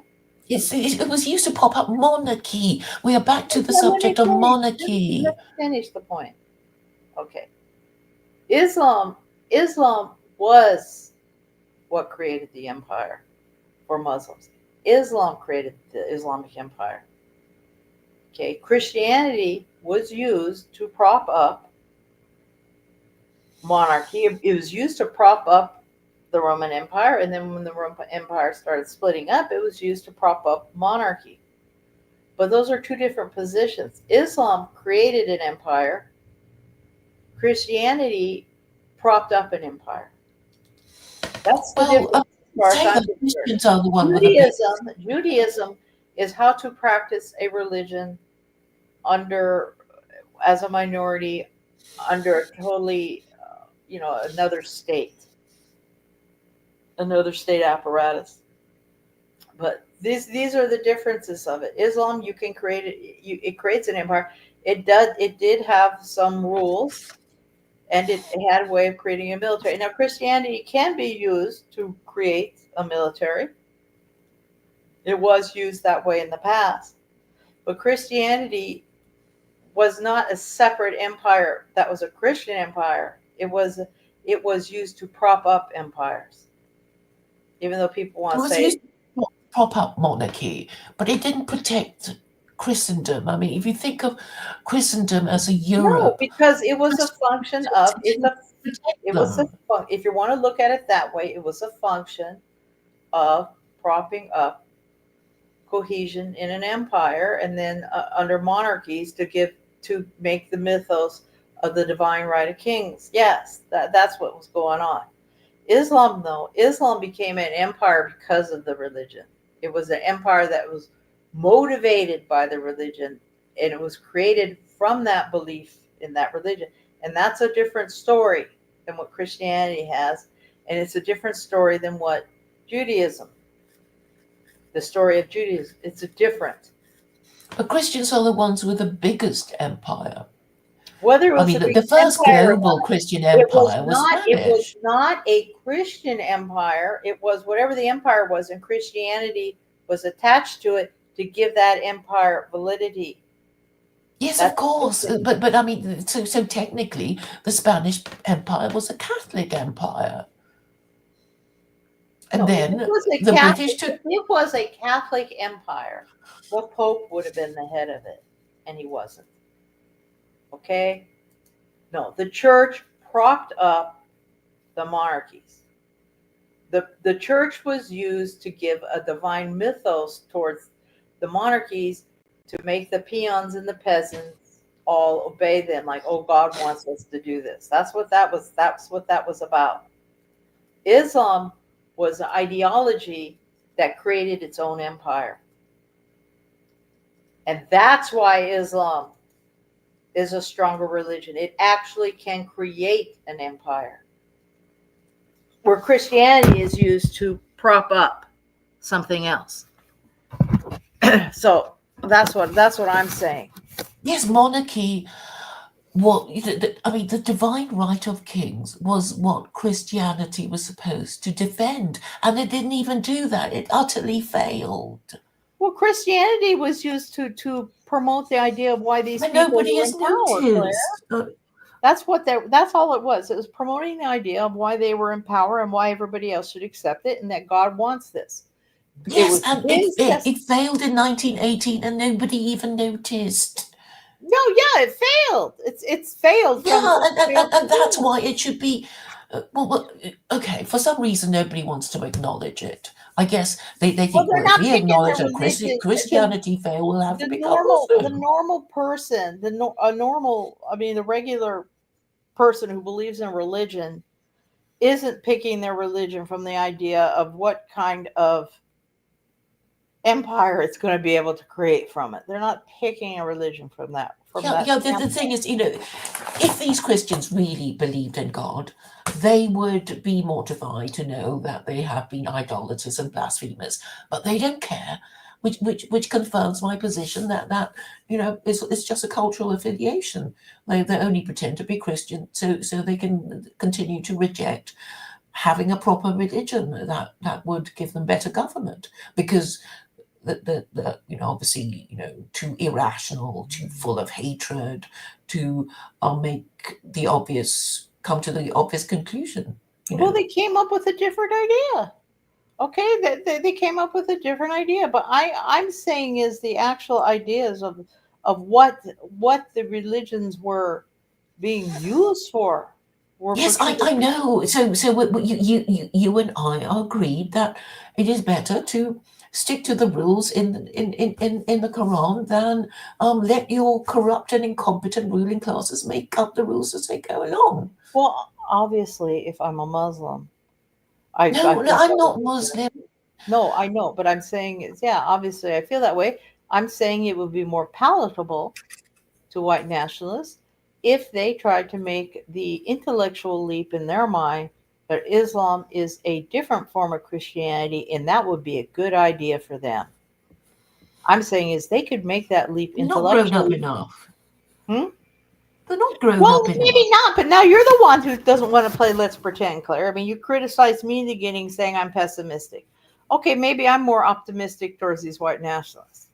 Maybe I'm thinking, well, as Christianity keeps crumbling around them, maybe more of them will become Muslim because I do see some that have become Muslim, right? Well, I'm basically saying, if you But say you get what I'm saying here. We're going to play what if. you're going to say have some Christianity, never mind, have more Christianity, and I'm saying no, because you're. No, I'm not saying have some more Christianity.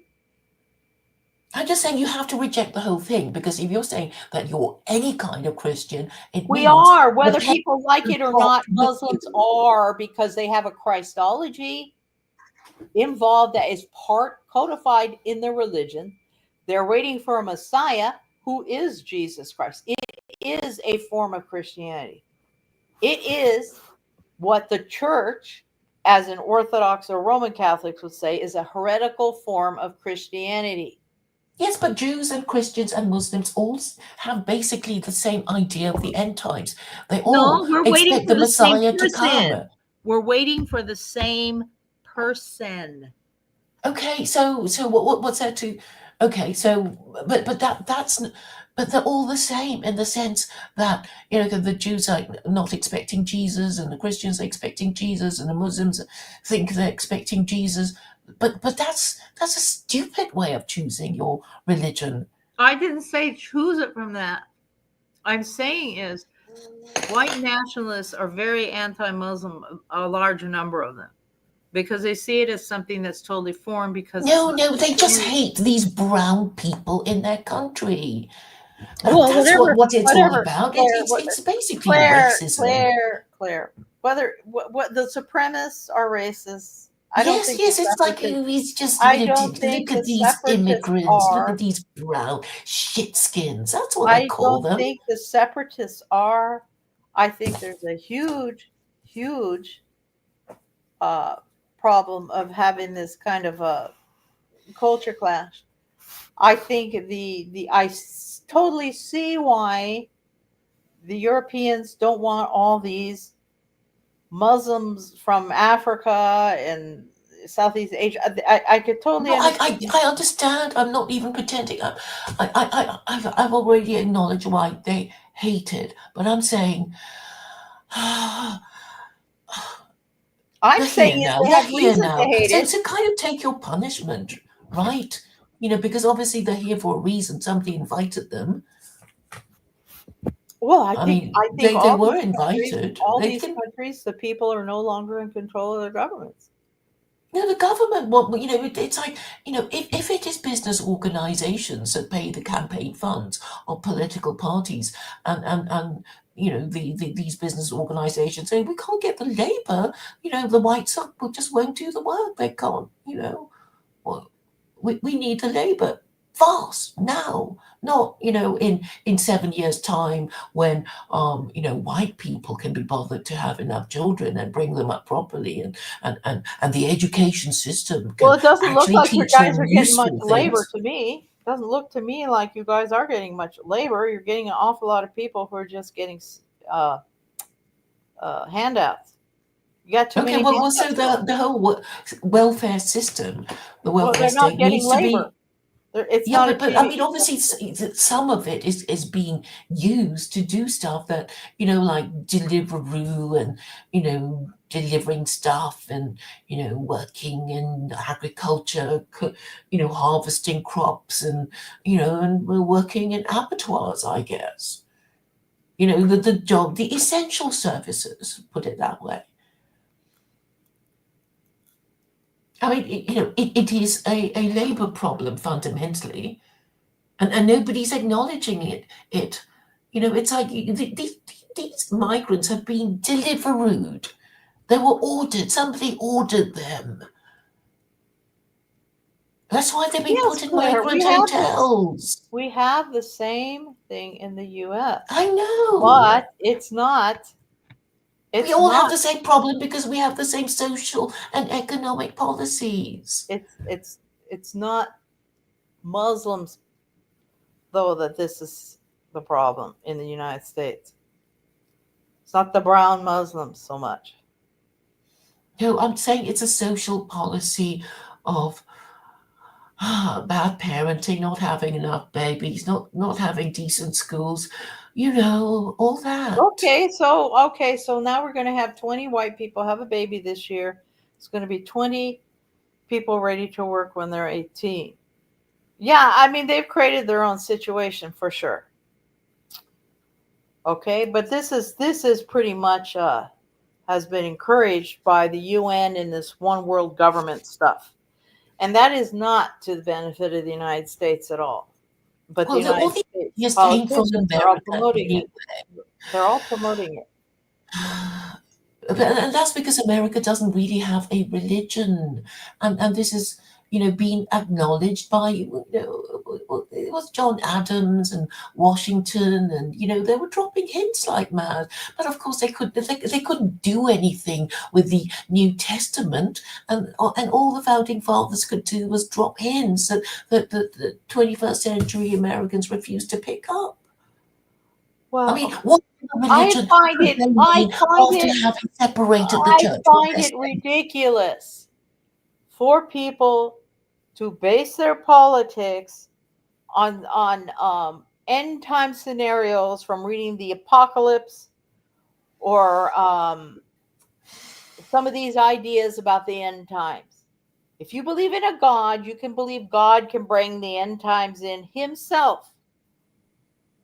We don't have to stand around trying to make these prophecies come true. I find the whole thing ridiculous.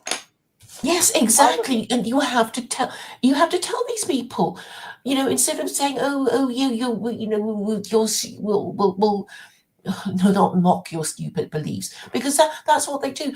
Is it true? Who the hell knows whether it's true or not? But what you can do is work out what the rules are in the Torah. You can't use the Torah. Even the Jews don't use the Torah. What else is there? The New Testament? Nothing is said clearly in the New Testament. And that's why Jefferson did what he did I'm with not his against Jefferson Bible. Islam, There's Claire. only one book left. I'm not against Islam, Claire. No, no, but these points are to be made to these people who don't get it. And They don't like get it, like like but the Dodo. approach is okay. Listen, if people don't get it, right, then maybe the approach has to be looked at. If they can't No, figure no, no, out, no. They're okay, you're capable. talking to people who It'll can't probably take figure them a out. few years before Look, the you penny can't, drops. But at least whatever you tell it people. to them clearly. Uh, if I go up to somebody and I say you're nuts, you're an idolater, okay, then the conversation's done. Yeah, fine, fine. They don't But want to at do. least Wait, you. wait. If you can engage with them a little bit, they might get the idea. Yeah, yeah. You can put it in a nice way, or no. It's like, well, if God exists and He did forbid idolatry and blasphemy, what the hell are you doing? If somebody says to me, I believe Jesus is my Lord and Savior. He's my God. And I say, oh, yeah, well, I'm Muslim and we don't believe that. This is what we believe. I basically just said they're full of it. Okay? Whether you like it or not. I'm pretty much telling them, I don't believe that and I believe this. That's what I'm telling them. Okay? I'm not going to Yeah, go up but in then their face and they'll be say, thinking, oh yeah, to you your beliefs, and to us that's their ours. It's like, problem too. That's their problem. But at least I'm saying well, it this is what becomes I your believe. problem It's when their not belief stated. If system. I say to them right away, you're an idolater, it never gets to the place where they can even try to understand what it is I believe. They'll No, no, never but no, get no, to that you place. can. I mean, they can say, oh, idolatry, but at least Look, Christians it's are supposed obvious. to Look, it's understand. obvious. Somebody believes a person is God. It's some form of idolatry. Obviously, this is obvious to anyone who Yeah, but they don't understands care. it. But Why they don't don't, they care? Because they're a bunch of because they don't hypocrites. believe it. They don't believe it is. Yeah, Okay, I they don't know. believe it is. Then you have to make the point, right? Well, It's I not, try oh to make the well, point. I make the point. whatever. I make the point that goes with my personality of when I'm talking to people, and I try to I know. listen. I mean, obviously, you're, but I'm saying the point has to be made because if you don't, if you soft soap it, then they don't get it, and I'm and then not they'll. buying all of this stuff. I don't look. You have your own ideas about some of this stuff that I don't agree with in other ways. I don't believe God. If somebody believes in destiny to the point that God has picked every single thing that's going to happen, Mhm. then I don't need to do anything. I don't believe No, in no, you need to destiny in do that way. stuff as well. I don't believe Oh in my god. destiny in that way. Okay. Okay. I believe people can change destiny to some extent. Yes, they have free will. Right. They have free will, they have destiny. It's not you're always saying, well, then it must be this way because this no, it's not like that. It's not like that. I do not believe okay, you were talking about the Palestinians earlier. I do not believe the Palestinians are being punished because the Palestinians did something bad. No, but I'm saying I that the believe they're being punished Ummah. because Muslims broke unity. And this is one symptom of it. You can see it. So, in other words, if you see the Ummah as a whole, this part of the whole is being destroyed, even though it's not the whole, like WHOLE, the whole yet. Okay, I'm not seeing it quite the same way as you and Khalid do, brother Khalid. So I I don't know. No, but it's an arguable case. Of course, we don't know. I mean, God might not exist, but I'm just saying an arguable case is that if you claim to believe in God, then you must believe that He's capable of punishing you. I mean, what sure is God the can problem punish you. making this connection if God you can say you believe in listen, God? clear. Obviously, if you believe God made people this and that, and He can punish you, sure, you can believe all that. Yeah, there we are. Huh. You can believe all that, but I don't Yeah, believe yeah, that yeah. So, every but single if you bad don't believe person. in it, Listen, if you listen to don't what I'm believe in it, saying. then you're a I do hypocrite. not believe every single bad thing that happens to somebody is from punishment. Yeah, Okay, I some do of not it could be, believe. oh, we're just teaching you a useful lesson, and No, no. it might Some of it benefit is you. collateral damage from the larger group sinning, not those people. In other words, I believe injustice happens to innocent people sometimes. I believe that. I don't believe, for example, if somebody has a deformed baby, that God punished that parent and that gave him a deformed baby. I'm not going to assume something like that. I'm going to look at all this and say, what is just? Karma. What is fair? No, I don't believe in karma either. I was going by what is just and what is fair. And that's how I'm trying to cut Well, my you life. don't know everything, right? I mean, if karma, if reincarnation is a process that exists, then I guess some people are being punished for, their previous lives, Well, right? I don't believe in reincarnation like that. But but the Well, point is, I also don't believe in transmigration of the soul either. Okay, So, but the point of believing in these things in the Hindu, in the Eastern religions, is their way of saying good will be rewarded and evil punished. And you may know that oh, I ultra can't hear you, Orthodox Claire. Jews believe. Okay, you choose not to believe in it, but roughly the I whole didn't hear you. I purpose. couldn't hear you. You blanked out for a while there. Okay, I am trying to say that whether You you said believe in something. Last heaven, thing I heard was about Hindus. yeah, Hindus and Buddhists believe in reincarnation, and so do ultra Orthodox Jews. Do you know that ultra Orthodox Jews believe in reincarnation? Okay, so So the whole idea of believing in either heaven or heaven and hell and reincarnation is the idea that if you're not rewarded or punished in this life, there will be the afterlife for good to be rewarded and evil punished. I mean that's the utility of these ideas, well, whether you believe them or not. I think the utility of believing in something like reincarnation is to make you more passive in accepting injustice for you. So you can use this belief of reincarnation as, God's going to punish me if I do something bad, or you can also use it as an acceptance of injustice. Okay, so I don't focus on religion in this way of what kind of a little carrot I'm going to get later, or if I'm going to get punished later for doing something wrong. I'm looking at the ethics of it and what is promoting justice and a just society. What will promote heaven here on earth? What will promote the kingdom of Obedience to God on just earth? laws. Listen, yes, Obedience yes. to just Listen to me. laws. Listen to me. That's what I'm saying. So I tend to look at it that way. I'm not waiting around for. Yeah, we're waiting around for the Messiah, but I'm not assuming he's coming tomorrow or this afternoon. No, you don't have to assume. There's no need, which is why it's so ridiculous that, oh, I But believe the Messiah will be Jesus and shit like that. I believe, like in Korea when they started promoting Buddhism, it was really because the shamans got too much power and they were affecting crowds of people against their ruling class and the king and queen or whatever. That was the big deal about Buddhism.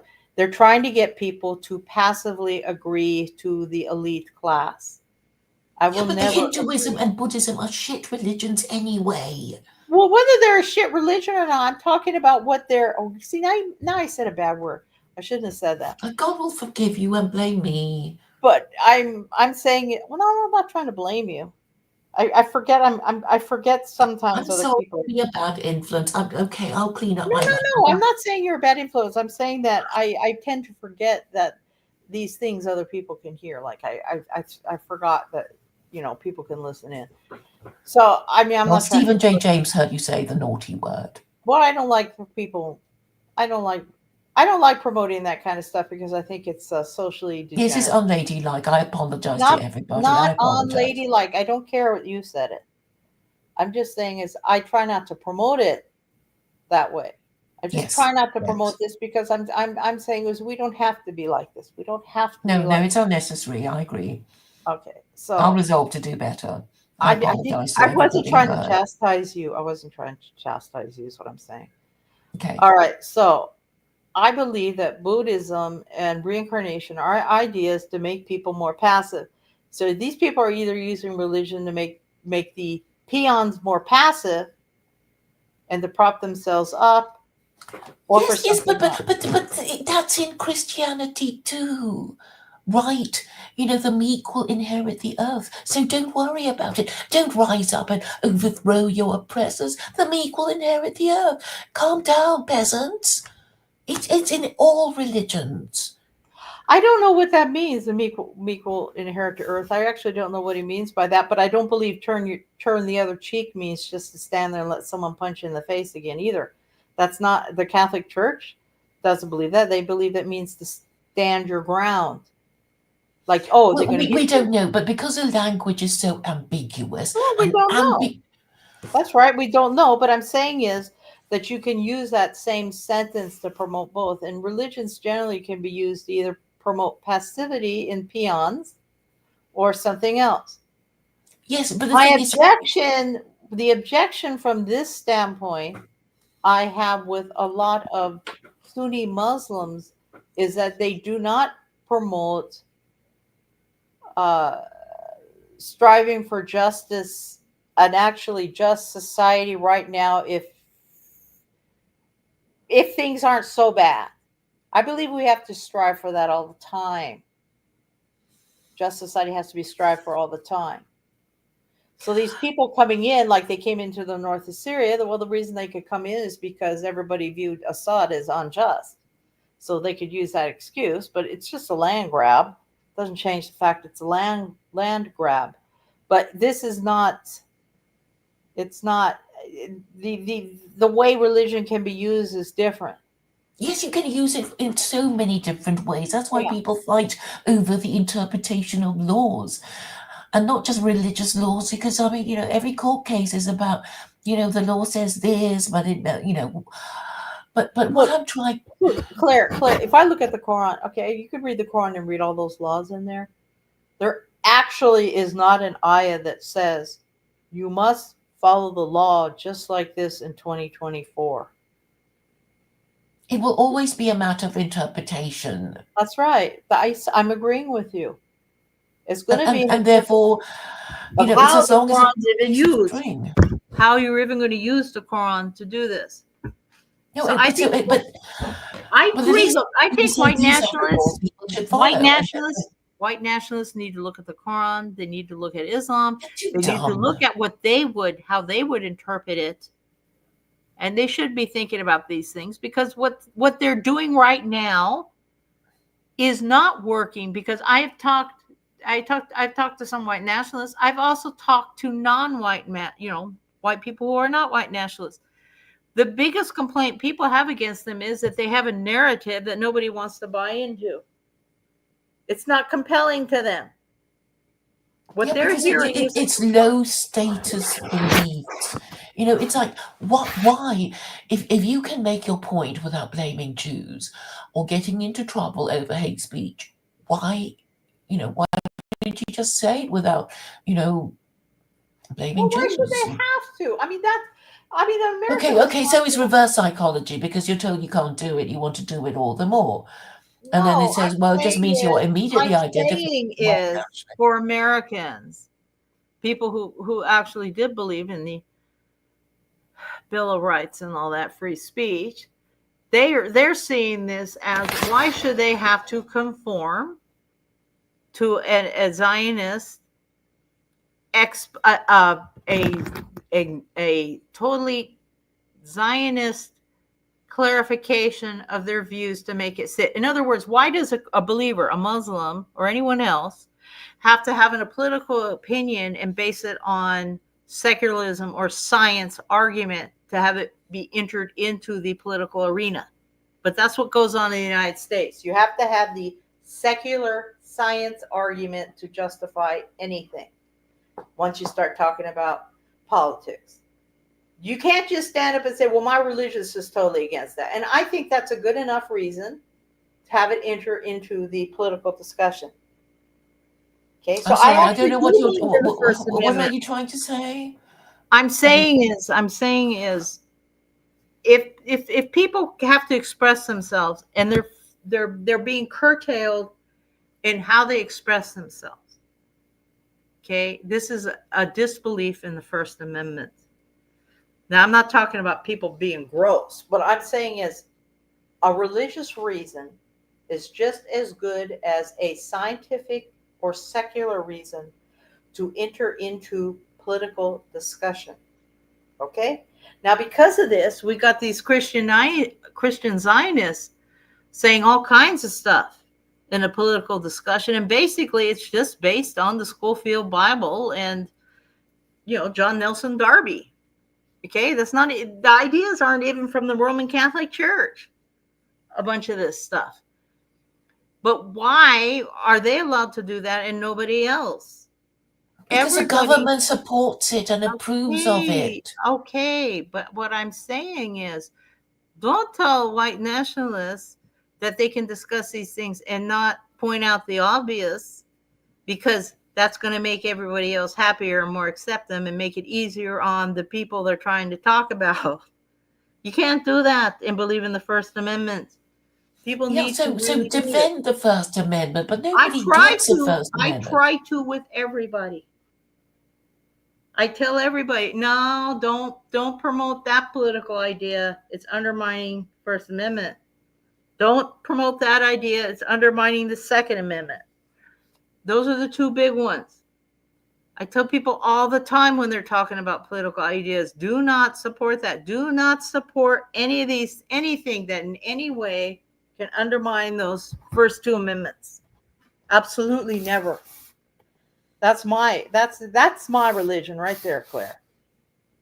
Okay, so that's what I promote. Okay, so then it's like, well, why the hell are you a Muslim? Well, I'm a Muslim because I don't believe Jesus Christ. I don't believe Jesus Christ is God. I just don't believe that. I believe in the idea of Tawheed. I do not believe in a Trinity idea. Yeah, and I'm I think a saying, Trinity idea can lead to a supremacist idea, why? because the Trinity idea, I mean, depending on how you look at it, it has a hierarchy. You have the Father, you have the Son, you have the No, Spirit. it's equal. They're all equal. That's the whole I point of the know that. Trinity. I know that. But I'm saying is it can still lead to that, because some Christians believe it has a monarchy idea inside of it, as in the Father is over all other three. There's arguments on. Which Christian believes Oh in God, a? I don't know. There's just different ideas Yeah, when you but no, start. no, but the thing is, but the Trinity is because it's what a tangle web we weave when first Look, we the practice Tawheed to idea, deceive. the Tawheed idea, besides being in the idea of the unity of God, but besides the idea of God being one, but not in a numerical sense, is also that creation itself is a form of Tawheed. Okay? Trinity promotes fragmentation. It's a Uh, lie, and we well, know what where it it's, came yeah, of from. course. And it's not correct. Yeah, Muslim would say it's incorrect. It's in the No, Quran. no, no, no, but there's a history to it, and it can be so easily worked out. The Trinity is not in the New Testament. It just came out of the blue. Well, where did it come from? The Trinity. It's not in the New Testament. Okay. No, because it's obvious how it came about and why it came about. It's to win the argument against the Jews, because this is how it would go. The Jew would say, "Hey, Christian, you worship Jesus, don't you?" And the Christian would have to say yes. And then the Jew would say, you worship Jesus because you think he's the Son of God, don't you? And the Christian would have to say yes. Hello. You can't hear me again? Yeah. Hello? Hello. You popped off again.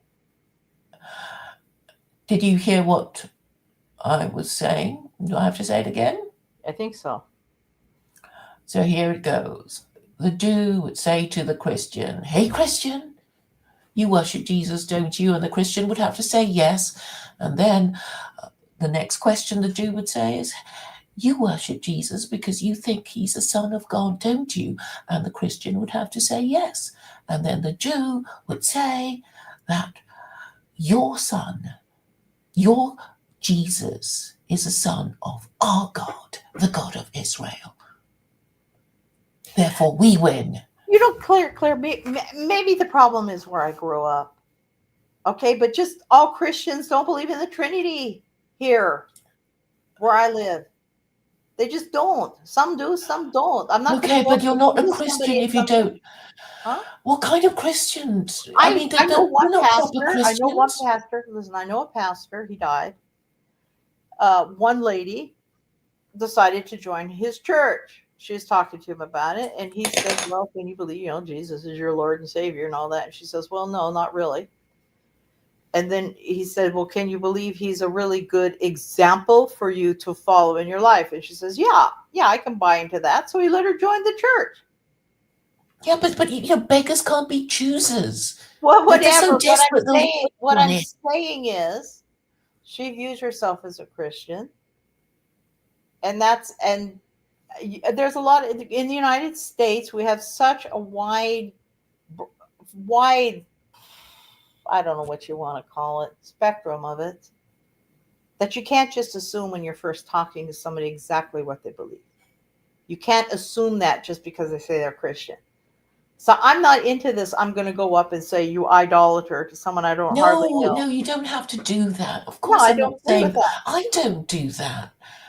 We do it But all the I'm time just on saying, women. if anybody complains about the government, there's your chance to mention religion.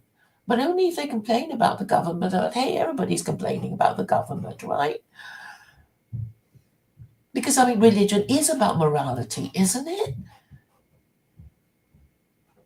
I mean, what is it for, if not? Well, what is religion for? Assuming God doesn't exist, what is it for? But about Well, yeah, well, it's depend on what it's being used for, but yeah, I see it as an ethical way of living.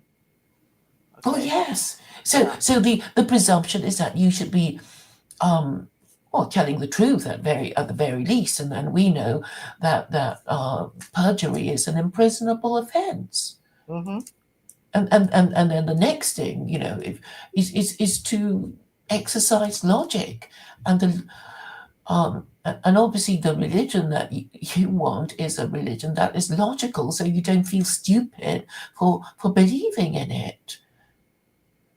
I And I don't I so I don't feel stupid for believing in it. no, I'm not saying Islam. I'm saying that you know I'm sure Christians find it very hard to defend the Trinity.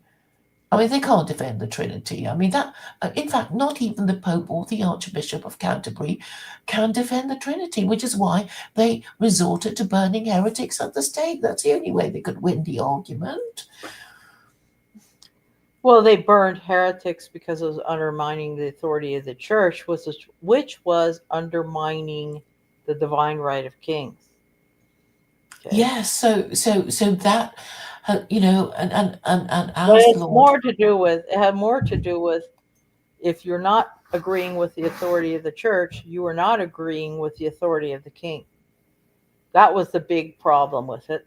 exactly, Mhm. and therefore Americans should have no part in Christianity because it's defending an anachronism that should have been swept away a long time ago, but hasn't because of the British Empire and the British monarchy and well, I guess for America, it's useful to have a few absolute monarchs in the Gulf states to keep the people from having minds of their own and questioning the authority of their absolute monarch.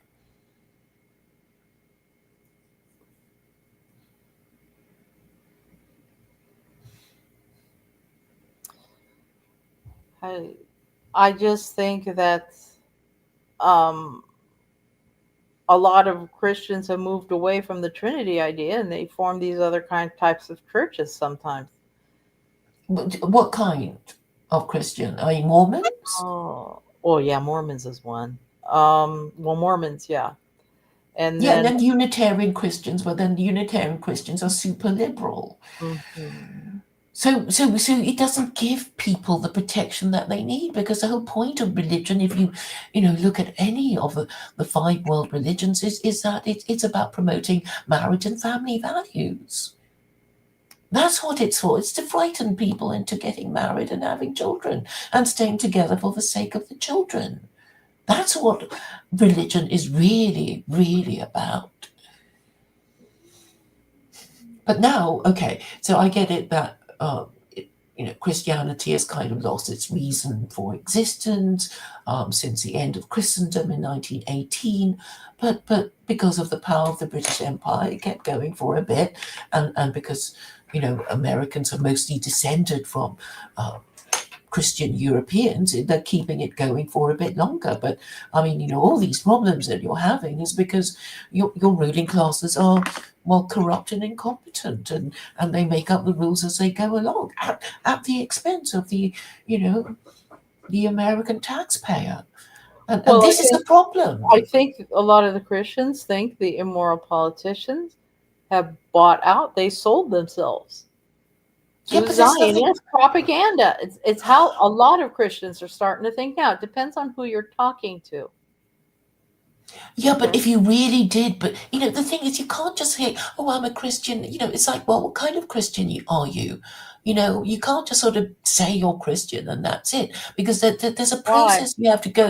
Why? No, Why because it can't doesn't mean anything. You're Why not can't attached to they any. though? Listen, why can't they? Why can't they? We have freedom of religion in the United States. We can define it for ourselves. Yeah, but it doesn't do you any good, does it? You're just a land of cults. I mean, what you've I got don't know. actually I'm just saying, but exists. why can't they do that if they want? They can. There's nothing. There's no law forbidding it, but I mean, Isn't what your idea doing the same thing? no, because it's not a religion. It's a legal system that doesn't care about your beliefs. It just says, as long as you obey the law, you believe whatever you like, as long as you obey the other rules.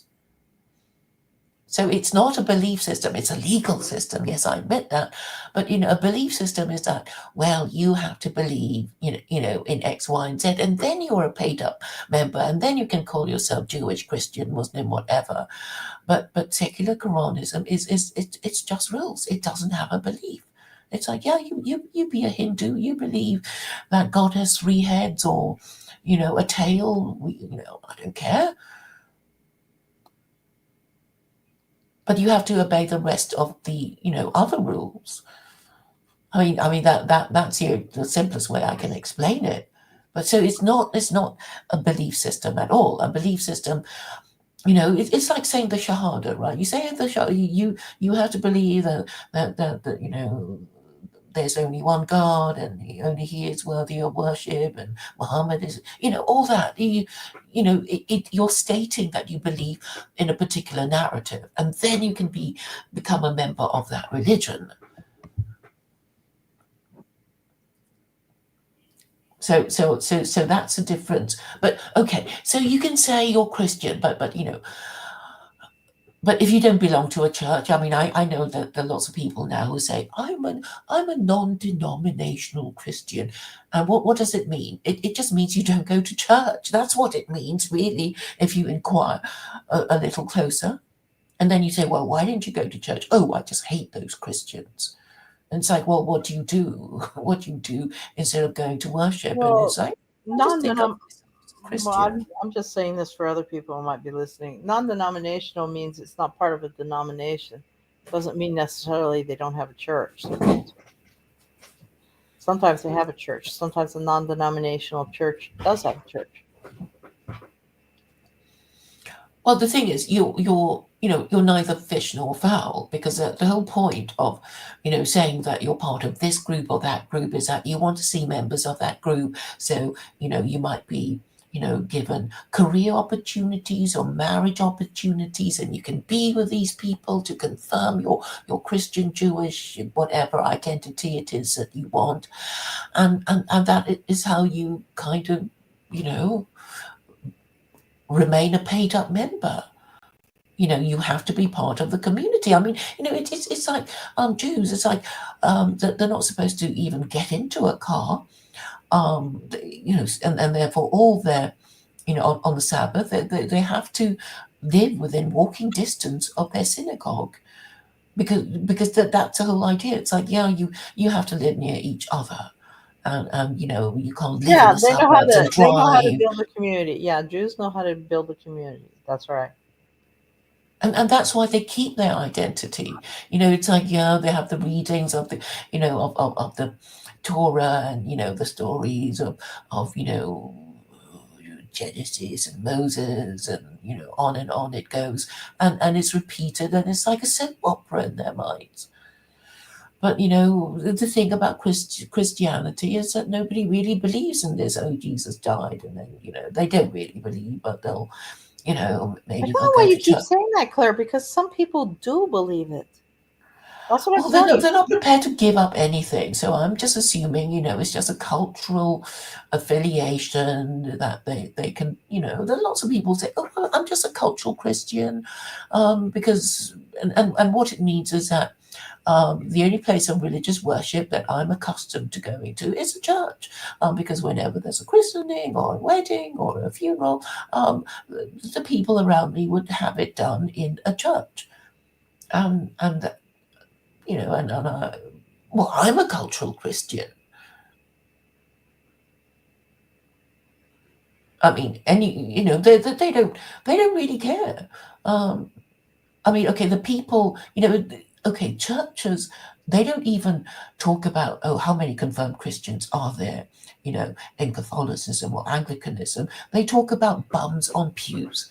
That's what they talk about. So they don't care if it's a bums of, tourists have come in to take photographs of the church, as long as the people walking around in it, they're happy to show that, that these buildings, or if you want to call it, the artifacts of Christianity, because it's not a living faith. I mean, okay, yeah, they turn it into a community center, yes, but as far as being able to motivate anybody to do anything, as I see it, the church is only there to tell liberals that they get to go to heaven too. That's all it's for. But I mean, but then if you think about it, the church was only ever created to be a creature of the state. Way back in the fourth century, when Constantine decided that he wanted Rome to become Christian. I mean, why did he do it? Because nobody believed in the Roman imperial cult anymore. And we know it because, there was a lot of civil disorder and, lots of fighting to become the emperor of Rome and that sort of thing. And Constantine thought, well, there's nothing else but Christianity. It's the biggest idea around. Maybe if I took it up, um, I'll get, Rome to carry on a bit longer, prevent the decline and fall of Rome. And Edward Gibbon, who wrote The Decline and Fall of the Roman Empire, said it was Christianity that made Rome fall. Because it fell in I think it was the 6th century. It didn't last much longer. But anyway, I mean, at least the Romans could say, well, what else could we have done? There was nothing else. We couldn't, go back to the days of imperial of the republican virtue of the early Roman Republic. They couldn't they couldn't do that anymore. But anyway, they have the excuse of saying, well, there's no Islam for us to choose. But I think if Islam had been around at the time of Constantine, he wouldn't have bothered with Christianity. He would have used that instead, without thinking about it at all. And arguably a lot of, early Roman ideas had been incorporated into the Quran anyway. Because the Romans did believe in the rule of law and marriage and family values and all kinds of things that are already found in the Quran.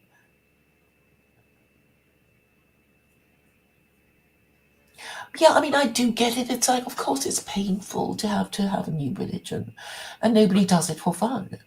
But and I Well, know there's a lot of some people sentimental. seem to do it for fun, but What I've noticed with people who convert to other religions is that, they're in the wrong religion and they convert to this other religion. And when they find that it's a wrong one as well, they get very upset. And they're even more stubborn than the first time they change their religion because they don't want to admit that they were wrong again. But all I'm saying is, if it weren't all tied up in, the religion of mum and dad, and if you didn't care what people around thought of you, and you weren't really, and if you just thought of yourself as somebody with a kingdom, no, not the kingdom, with a country to run, you choose a religion that has the longest track record, don't you? Well, I would anyway. I mean, I wouldn't choose. Well, I suppose people do sometimes pick religions uh, because it would have some sort of worldly benefit for them. I don't know if I told you this story or not, but a guy came in and fixed my mom's oven years ago. When I was a kid. Turned out he was Mormon and he converted to Mormonism, and so he was talking to my mom, and my mom had this quality that people would tell her all kinds of things. Anyway, so he was talking to her. He says, "Yeah, that he'd become Mormon." And so my mom asked him, "Oh, well, what did you like about that?" And he said, well, "I became Mormon when I saw what it could do for me." In other words, he had no end to the um, customers for fixing their stove. Everybody called him from the church. It helped him monetarily in a big way, even giving him the 10%. So yeah, sometimes people do pick religions for that reason. I certainly think sometimes people will pretend to be other religions for those reasons sometimes. Oh well, I mean, I think a lot of non-white people all over the world they converted to religion for reasons of social and political advancement. Sure, some people do that. I Yeah. mean, yeah, yeah, because it's like the British will trust us more if we convert to their religion, and Yeah. it's like, do you remember Mr. Palou? I don't know. He was talking about being a Freemason a lot, and I think he was. Then he was eventually expelled, I think. But anyway, he's a Creole, and he was talking about being a Creole in Sierra Leone, Uh huh. and he was talking about being the managerial class to the British Empire, and he was saying that although he was black, they regarded themselves as having middle class values and and being Christian and that sort of thing, and they would be the ones running Africa and hated by the actual indigenous Africans. Uh huh. Um, so, so I think a lot of people do convert to Christianity. I mean, I know lots of Chinese people do. I remember this Chinese woman from. I met him. I met her with a male friend of mine who was, white and British, and she was so happy when she met him, thinking, "Oh, I finally found myself a proper, you know, Christian, British, English man," and his understanding of his religion was completely different to hers, because she was saying, Jesus is Lord. And I think the bargain is the position is put to them in a different way, because I don't think the church in Europe or the West would say, look, you've got to believe in the Trinity or you'll go to hell. But they'd have no qualms about doing that to non-white people in other parts of the world, and say, well, this is a bargain you've had. You have to believe that Jesus is Lord, or you're not Christian, and only Christians go to heaven. And this is taken literally, which is why you get so many, people saying Jesus is Lord, and in a way that makes them show that they believe. And even if they don't believe it, it's a kind of way of showing that you do believe. It's so like, well, I've done my bit. I've paid lip service. I've proclaimed, the good news to these people.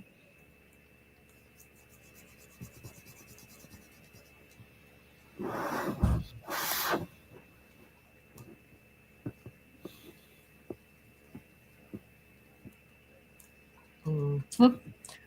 And yeah, and talking about converting, do you know Tovia Singer? Do you I've have you? heard of him. Yeah, well, he's Rabbi Tovia Singer, Hmm. and he well, his speciality is the New Testament, and he has a YouTube channel, and he's always going on about what the New Testament said and translations and whatever. And I recently heard that he only got into Christianity because it's obviously very unusual for a rabbi to be so well versed in the New Testament, and it seems that his brother was kind of nabbed by the missionaries and then converted him to Christianity, which is, part of, what the Jews are complaining about. And because a lot of them are secular, they don't really know what they're supposed to believe in. But I mean, it's sort of quite obvious that who says Jesus is coming back, that's Christian, isn't it? I mean, or they should know that, but apparently a lot of them don't. And apparently there was this, what's his name? He was actually a Christian, but he pretended to be a rabbi and even performed circumcisions and stuff like that. And the Jews didn't even know, because they didn't, get it about the idolatry thing, right? I don't think they even know what it's supposed to be, because there was this Canadian rabbi. Have you heard of Henry Abramson? No. No. Oh well. Anyway, he's sort of famous for doing little historical snippets about Jewish history and stuff, and he didn't seem to know why Spinoza was excommunicated, or he pretended not to know, which I found strange. Why was Spinoza excommunicated? Well, he was pantheist, if you remember. So he wrote. Well, he basically said that God is the universe, and this was held to be heresy by his Jewish community in Amsterdam, and they excommunicated him and cursed him for his heresy. And the reason, but he could say, well, I'm still a monotheist. I just don't have the same perception of God as you do, because he was saying, well, you can still enjoy life without being a Jew. Basically, that was his position. He was the first secular Jew. You can still enjoy life without being a Jew? You can still, yes, you can still enjoy life and worship God, but not the Abrahamic God that requires a Jew to do all these things. The restrictions of the 613 laws and all the observances of. And I suppose he made a reasonable case for it, but obviously it's heresy to reject the whole belief system of Jews. Well, Jews would think that, and also it's forbidden to think of God as in any way physical or material. That would be the third principle of Judaism. Although they do have it in the Old Testament where he's described that way. Yes, and that was why Maimonides was considered to be almost holy, because he made it all make sense. Whom they called the Rambam, because I remember all the verses of Moses being too frightened to look at God directly and only dared to peek out through through his fingers to see the backside of God as God was moving away, all these. But then the mentions of Allah having a hand in the Quran, that has been causing trouble for some Muslims, I suppose. They had, I guess, in some of the old, I don't know what it was, old temples or something, they had a bed for God to sleep on. Or something. Yeah, we can't help it, I suppose, I guess if we were horses, we'd think of God as looking like a horse. Hmm. Or maybe. like they said, like the cloud was this was God that led them through the desert. It was a cloud in front of them when they were going through the desert with Moses. The cloud was leading the people. Not cloud. Oh, Uh, the yeah, I guess like Shekinah, maybe the Shekinah. It's no, it called was the. like, but you could see it. You could see it. Like you could see it, and they're saying that God was leading them through this Oh, the right. dark cloud. Not cloud, more like a funnel maybe or something. That's how I imagine it, but maybe that's how they put it in old movies. Right, right. I know the Jews have a word for it, a kind of emanating essence or something. Hmm. And I think the word was Shekinah. But the other would get manna from heaven and that kind of idea, right? So it's sort of like they didn't even have to doubt that God was not with them, because he was everywhere, that, physically. Hmm. Um, oh, I don't know. But anyway, so, that was, what am I talking about? Oh, yes. So the burning bush. I mean, I was, going to talk about the Holy Spirit, and I used to think that it was just a Christian idea until I realised that it was a Jewish idea as well, the Holy Spirit. Hmm. And Hmm. I think was it even mentioned in the Bible, or was it some idea that was um, created later? Because there is this idea that if God cannot enter into his own universe, how are miracles performed? And the idea is that the Holy Ghost is is well, sent to do stuff like perform miracles. Because if you're supposed to believe that God is, outside the universe, having created it, then um, he can't enter into his own universe, because if he did, then people will start looking for him and imagining him to be, in this galaxy or in that corner or whatever, and that would tempt them into idolatry. So, so the Holy Spirit is, sent by God to do stuff. Lord, I don't believe God's excluded from the universe. I don't believe But that. then, what is the purpose of the Holy Spirit? Because it's in Islam as well. It's the rock, isn't it? That's what it's called.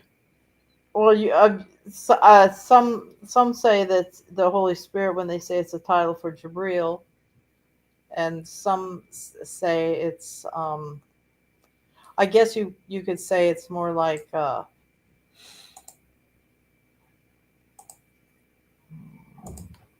I don't know how you would explain it because we don't believe in a God that's confined somewhere. Like God is everywhere without entering in or being excluded, right? So God's everywhere, but it's not God isn't everything. He's not a thing. He's not something I'm looking at in that way. But there's like it's pretty much there is no space where God isn't. There is nowhere where God isn't. No, I mean, I think we're supposed to think of, okay, the universe is a circle, and then he exists outside it, and when he wants stuff done, he'd Yeah, I send the don't Holy believe Spirit. that. I don't believe that. I don't believe that idea. That's kind of a oh handbally idea. I don't believe in it that way. But if you think God is everywhere, then it's Mhm. kind of. Do you prefer to believe in God in that way? That's I mean, I don't think you can't understand God in his totality, but yes, that's how I understand God. That's how I experience him. right. I think as long as we're supposed to know, as long as we believe that He knows everything, No, that'll God knows do, everything. Mhm. and Yeah. controls everything, and therefore everything that had happened was meant to happen. And if we can't make any sense out of it, that's because well. I don't It's believe it our was. problem. I don't believe it was predetermined to the point that I think God knows what you're going to choose, but He's not forcing you to choose it. And it is possible to change destiny in some way. There's a story about Jesus actually that points this out, and he comes by a wedding. There's a wedding going on, has the lady in her pretty dress, and he says, "Well, she's gonna." I don't remember how they said it, but basically, he's pretty much saying she's gonna die today, or she's gonna die, or something like this. Anyway, so didn't happen, and they said it didn't happen, and he said, "Shake your dress." So she shook her dress, and a snake fell out, and it had a piece of something stuck in its mouth, which was keeping it from being able to bite, to strike. And then he asked her, and that day she had given charity, and he said that charity changed your destiny. So Hmm. Muslims, I believe anyway, we believe, at least the type of Muslim I'm in, we believe that we can change our destiny. We can change our destiny in some limited ways. That we can. We're born with a destiny, but it's sort of like if you're looking at a computer program, and then if you choose this one, you're going to go down this path. And if once you choose, like you have a choice in a bunch of different places. If you pick a choice, then all of a sudden your destiny changes onto a different track, kind of like a Oh, sure. computer. I mean, I don't have difficulty believing in that, but I Yeah, mean, we're talking about free will and predestination, right? And, yeah, and and people used to have enormous debates about it. yeah. I mean, I was predestined. My predestination was to be born a woman to my parent. I mean, a girl to my parents. That was my predestination. Um, Did I have to choose to be Muslim? I don't know. I don't think so. Didn't have to. I could have decided to do something else, maybe. If somebody comes up to me and they were begging, they ask for some money, I can either hand them some or not. But the point was that even if you think you have a bad destiny that you were born with, that you can change it to some extent. In other words, optimism should take precedence over thinking a gloomy idea about God that I had my destiny's been predetermined and not to even try.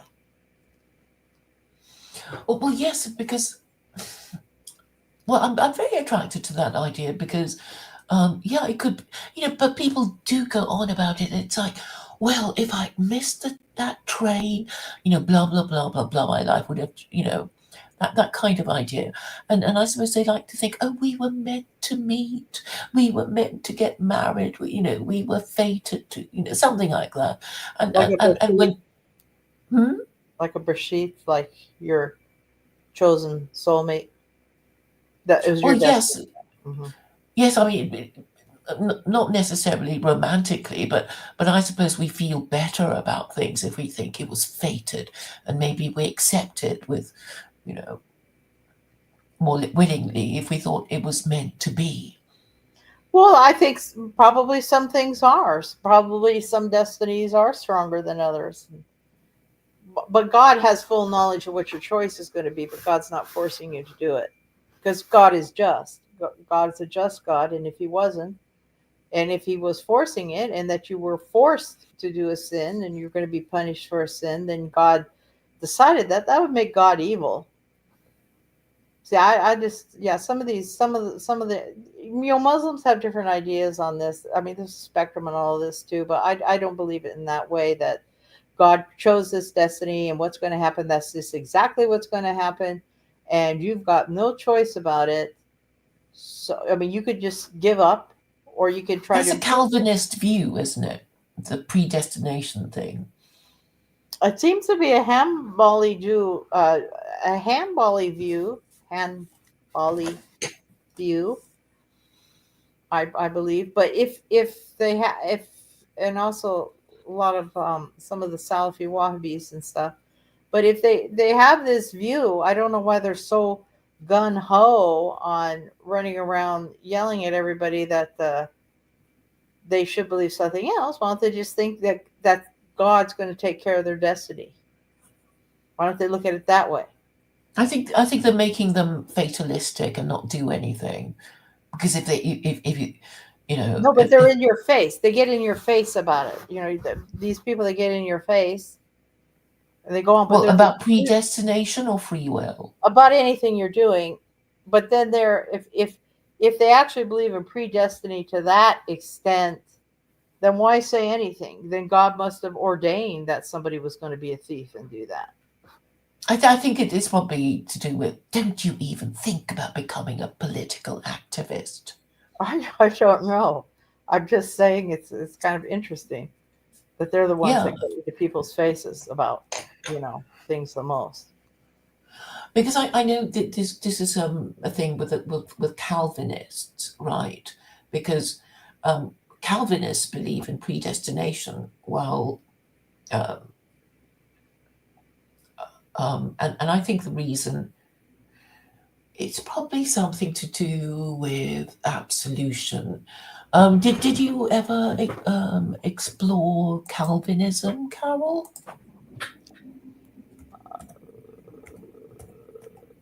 Yeah, I think it was. If he believes in like predestination, that I think your predestination and the invisible church business and all that.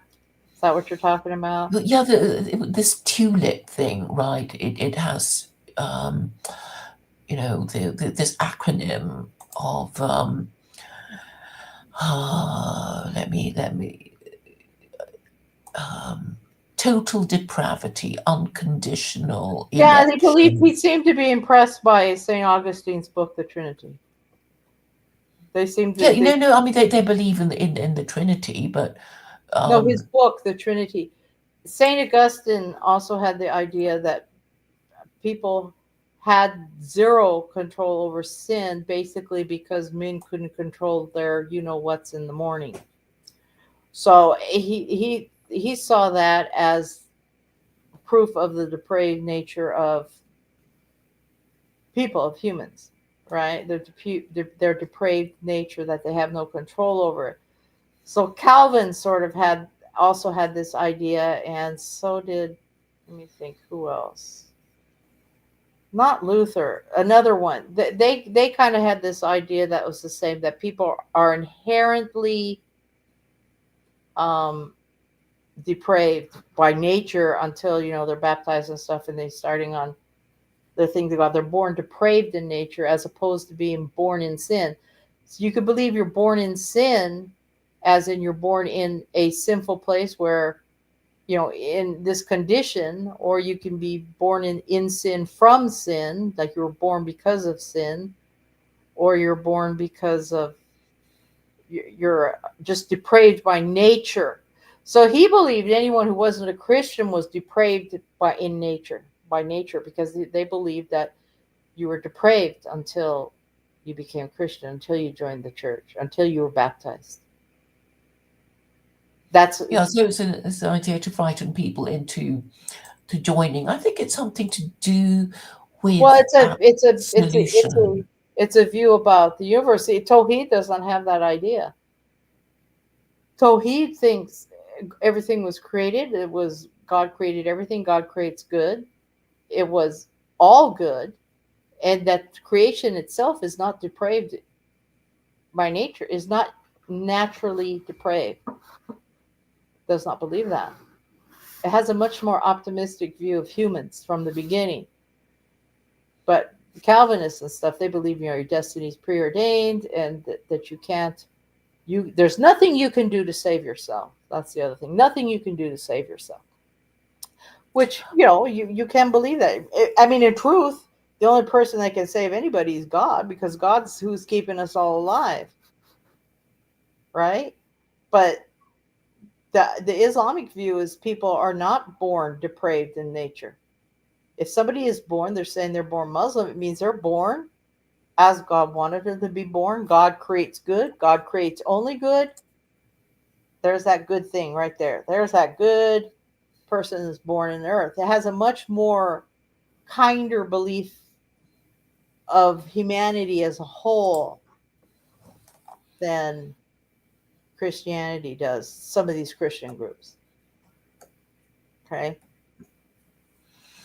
And Well, I this think I it's think something to that's do what with absolution, because the Catholic Church believed in absolution, well, they and believe you're born in sin. They believe, okay, you're born in sin. You're born in sin because, okay, but what's that mean? You're either born in sin because Adam sinned, or you're born because of sin, because Adam sinned, you were born in the world, or you were born in sin because what created you was sinful. Not God's sinful, but the sex act or whatever. They seem to relate a lot of things to sex. Or was your nature as it enters into the created world. At what point do you become depraved? And Calvin and some others believed it was you were depraved immediately, like if a well, baby. yeah, I mean, it doesn't really matter. I think it was It for taking the. changes how you look at people and other people. If you have this view that you're depraved by nature until you join the church, you're in a society that believes that, then you have the problem like the founding fathers had, like in order to be a white man in Europe and stuff, if you had some of these ideas, then you had to understand that if you decided to not be a Christian, you were basically resigning from the human race. You were saying that you were basically some type of animal, that you were not a human, because that's how they were basing whether something was human or not. The whole argument over slavery in the United States was originally based on if blacks were human or not. That was the beginning of the argument. They don't want to have slavery anymore. Are blacks human? That was a very, very, very the early argument. There were like pamphlets written on this. Are they humans? Right? Well, I suppose that there was a desire to not think of them as human in order to justify treating them badly. But they had that's why they were always stuck on this, trying to make them Christian, trying to, they're going to make them Christian and stuff. I mean, obviously are human, but their belief was if somebody went native, like if they went and became an Ishmaelite way back in the day, they were pretty much saying they were no longer white people in white society. They were no longer a white person. They were not part of society anymore. Well, I So mean, that's why they have these different Christian religions in the United States, like Christian Scientists and this stuff. They are not Christian religions if you really look at them, but they had to appear to be somehow. yeah, they're just using the sort of the brand of Jesus. Well, they're using the Bible, and they're using that. It's sort of a new age, not new age, new thought religion, positive thinking, and this sort of thing. But Well, yes, I mean, because we were talking about Spinoza earlier, it's sort of like if you even think differently to us, you're out, right? I mean, that was basically what well, they did. who in the heck in the old days is going to be in England and decide they're not going to be a human anymore? I mean, that was a Yeah, I mean, criteria. it's not even Is he a thinking you're not Christian? human. Is It's he a like Christian? you're a The question traitor. We'll, the we're not the we'll the not have you in question our was, midst. are you Christian? You either were a Christian or a heathen, right? And heathens are subhumans. That was their Well, criteria. Was yes, I suppose the whole idea that there were all these Native Americans and they were primitive and they had their But land that's what taken and Calvinism. Calvinism had that view. Calvinism had that view. So some of these had that Protestants, view about what? that Sorry. you were deprived in nature. You were born deprived. It's from St. Augustine. That particular idea of his was not adopted by the Roman Catholic Church, but he wrote about it. He believed that there was no control over sin, that it was hopeless, and you're born depraved in nature. You're But that born. was to make people baptize their infants. No, no, because St. Augustine's idea was never adopted by the Roman Catholic Church. He's a church father. I mean, he's one of the big wigs in the Roman Catholic Church and stuff. But his idea was not adopted by Roman Catholics. I don't think it was adopted by Orthodox either. His idea about what? Being born depraved in nature. In other words, you were Well, born. nobody's perfect. No, no, no, no. You're not seeing the difference. You're born depraved in nature means you are naturally depraved. That's your natural state. Well, Okay, your depraved in natural. the sense of being sinful. I mean, I think No, people, sinful. Christians, do You're say we're all sinful. sinners. No, you're sinful in Islam after you commit a sin. So you're born sinless.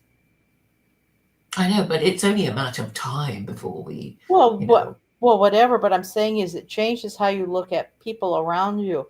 If you have this idea that everyone's depraved in nature, unless they become baptized in the church somehow, that makes everyone who's a non-Christian depraved by nature. Makes But them even depraved. even those who claim to share your religion, they can't be completely trusted either, can they?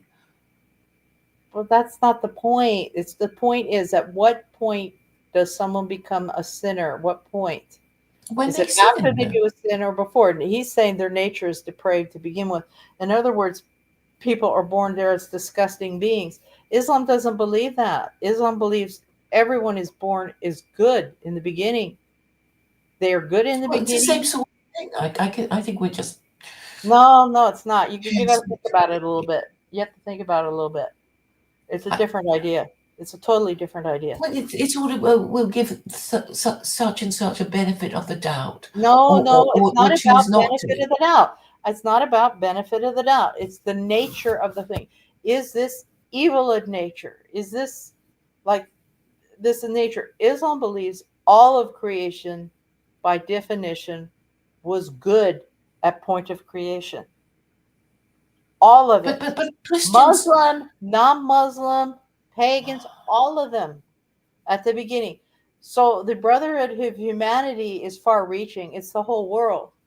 It is not just a certain group of people. You have the brotherhood of Muslims, you have the brotherhood of the people of the book, you have the brotherhood of humanity. All humans were born good.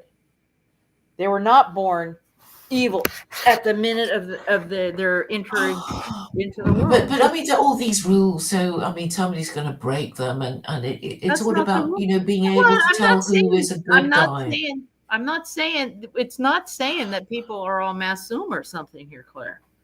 It's saying it's a difference of view people would have towards others. Okay? It's a different view somebody would have about others than themselves. Sure, and the no hide laws are is a kind of universal moral minimum standard for them to say, well, who's a righteous Gentile. That's their way. Well, it doesn't have anything to do with that, though. I don't know No, what but the Jewish it's about, stance is trying on to somebody when work they're out born. whether somebody I can. don't know. I don't know what their stance is if of when someone is born in the world, if they're depraved by nature or not. I don't know. Well, it seems to be a bit of a non-argument as far as I'm concerned. It's sort of like, well, if you're dealing with people, how are you going to work out whether they're, trustworthy or not? And this is remains a live question. And there's a rule of thumb. If they're, compulsive liars, then, you know, You got a don't have newborn anything to baby. do with Is them. a newborn baby good or bad, Claire? In its nature, is it good or bad? It hasn't Just done talk that. anything yet. Okay, so you don't believe in the depravity of someone when they're No, first no, it's born. just only a matter of time before they do bad. Okay, but Calvin did. Yeah, Saint but Augustine I've been did. trying to explain to you that there is a reason why he's taken on this position, because I think it's to do with absolution. Because in the Catholic Church, the priest has a power to give sinners absolution, right? That is, whether we agree with it or not, That's they what have I the think power you to can do give absolution. absolution. You can do absolution from either view. Catholics do not believe that you're born depraved in nature, from my understanding of it. Yeah, but This is a very Protestant view, and it came from a Catholic, but that view was not adopted by the Catholic Church.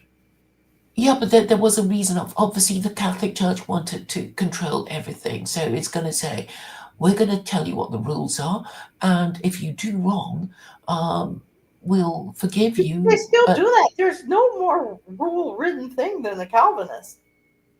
no, no, but let me let me make my point.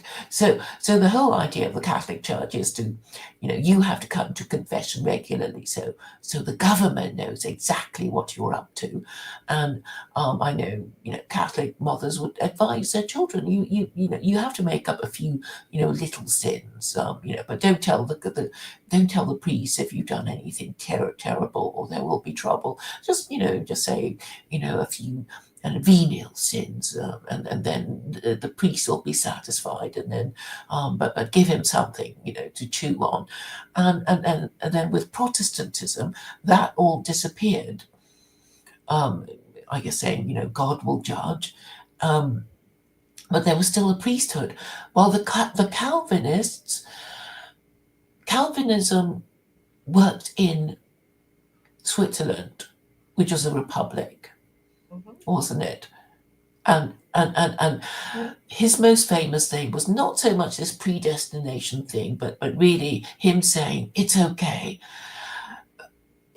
for you to practice usury, or it's not usury if the interest is low. And of course, the Swiss bankers love that. And but then obviously the Calvinists didn't have any kind of a priesthood at all, because all these positions were taken over by the older churches. So, um, so I guess Calvin was left with the position of, well, don't worry about that. Um, in any Religious, case, I have no power to give you absolution. religious ideas have more to do than just rules. Okay, it also has to, and secular Quranism isn't a religion, but religion itself has more to do than just rules or even the It's nature of values and Christ. narratives. It also has to do, ideas on it also has to do with how you will view creation itself and everything, everything in the world and creation itself. That people are running around, um, okay, people doing the genocide on Palestinians, say, or I don't know, maybe I should pick something else. Well, I'll just pick that anyway because that's all everybody talks about right now. Okay, so that is viewed in Islam as an aberration of nature, aberration of the nature of how somebody was brought into the world, born into the world. A Calvinist would say, "Yeah, what do you expect?" Okay, if you believe all people are good, you believe in the potential of everyone to behave in a just, upright, moral, good manner, and they all have the capability to do so. And you have a different view of people. You have a softer feeling towards people who are others than you do with this Calvinist idea that the only people who are really human are those who became baptized because they were depraved in nature. This changes how you view humanity itself. But even amongst your own group, let's just say we're all Christians. I mean, but if I suspect that you didn't really believe in God, um, I might treat you with suspicion, right? Because it was, probably social death to say that you don't believe in God, because that means that you didn't Okay. believe in what, Yeah. Okay. Yeah. and that would mean that you couldn't be trusted, because you if I thought you were an atheist, I would think that you would um, think you could get away with murder, robbery, rape, whatever, if you thought you could get away with it. Yeah. So, so, so, I mean, that would be enough to, have you ostracized. And going back to Spinoza, No, I mean, you could pick another religion. Back in the old days, if you said you weren't a Christian, you were openly declaring, you yourself were openly declaring you were a heathen. yeah, and you could be burnt at the stake because it's not allowed for you as a subject of a Well, monarch even after to they not quit, follow his religion. even after they quit burning at the stake, it was a pretty wild thing to do. And America kind of had an extension of all that. We had all that going on here. Well, yes, yes. So this sort of deism, theism thing, it's like, Mhm. well, actually, these words were used to allow people not to be accused of being Muslim or an atheist. That so because I think officially the meaning of deism was you believe in God, but He doesn't interfere in human affairs. But if you're a theist, you believe in the conventional way in your religion. But anyway, it's all confused because a deist could be, you know, well, it's very confusing. I did try to, clarify a few things, but it could mean, both things. But I think, I guess, for the early Americans, it would be social death to find yourself being classified as either a Muslim or an atheist. So you Well, can kind of play around with. it would indicate um, allegiance to the Ottomans. Sorry. They would have also viewed it as allegiance to the Ottomans, Yeah. right? So those terms were made to confuse everyone, Yeah, or protect people from being yeah, accused of these things. yeah. Oh, I'm There's glad this, you agree. yeah. Yeah, Yeah, it's because I mean basically they couldn't. hiding in public. It was a way of hiding in public, but they were open about it and stuff. So they didn't make it you know, a legal thing. But yeah, these people had social issues. Nobody wanted to be excluded from white society as a white man because white society was its own thing. I mean, that was basically you would just have to leave if you did something like that. All right? You Called have to yourself go an to atheist or a America. You would Muslim. have to go to America. Right? You just have to go to America. You didn't Yeah, want well, to I be mean, part of the main party. That's where you had to go. mm, And that's what it was like way back. There were people coming here because of that. My because of religious persecution, like the Pilgrim Fathers on the Mayflower. great, great. Yeah, that's why my dad's family on the German side originally came. Yeah, I told you this before. They actually came because of religious persecution. That's why they came. Well, the Pilgrim Fathers came over because after the restoration of the monarchy, the, the, the Puritans were no longer fashionable, and they escaped and went to the Netherlands and lived in Leiden for a bit until they realized that they would never keep their traditions because the Dutch were already so degenerate. And Mm-hmm. so they decided to go to, yes, Mm-hmm. to Virginia Colony, I guess. And then they started fighting with the Quakers.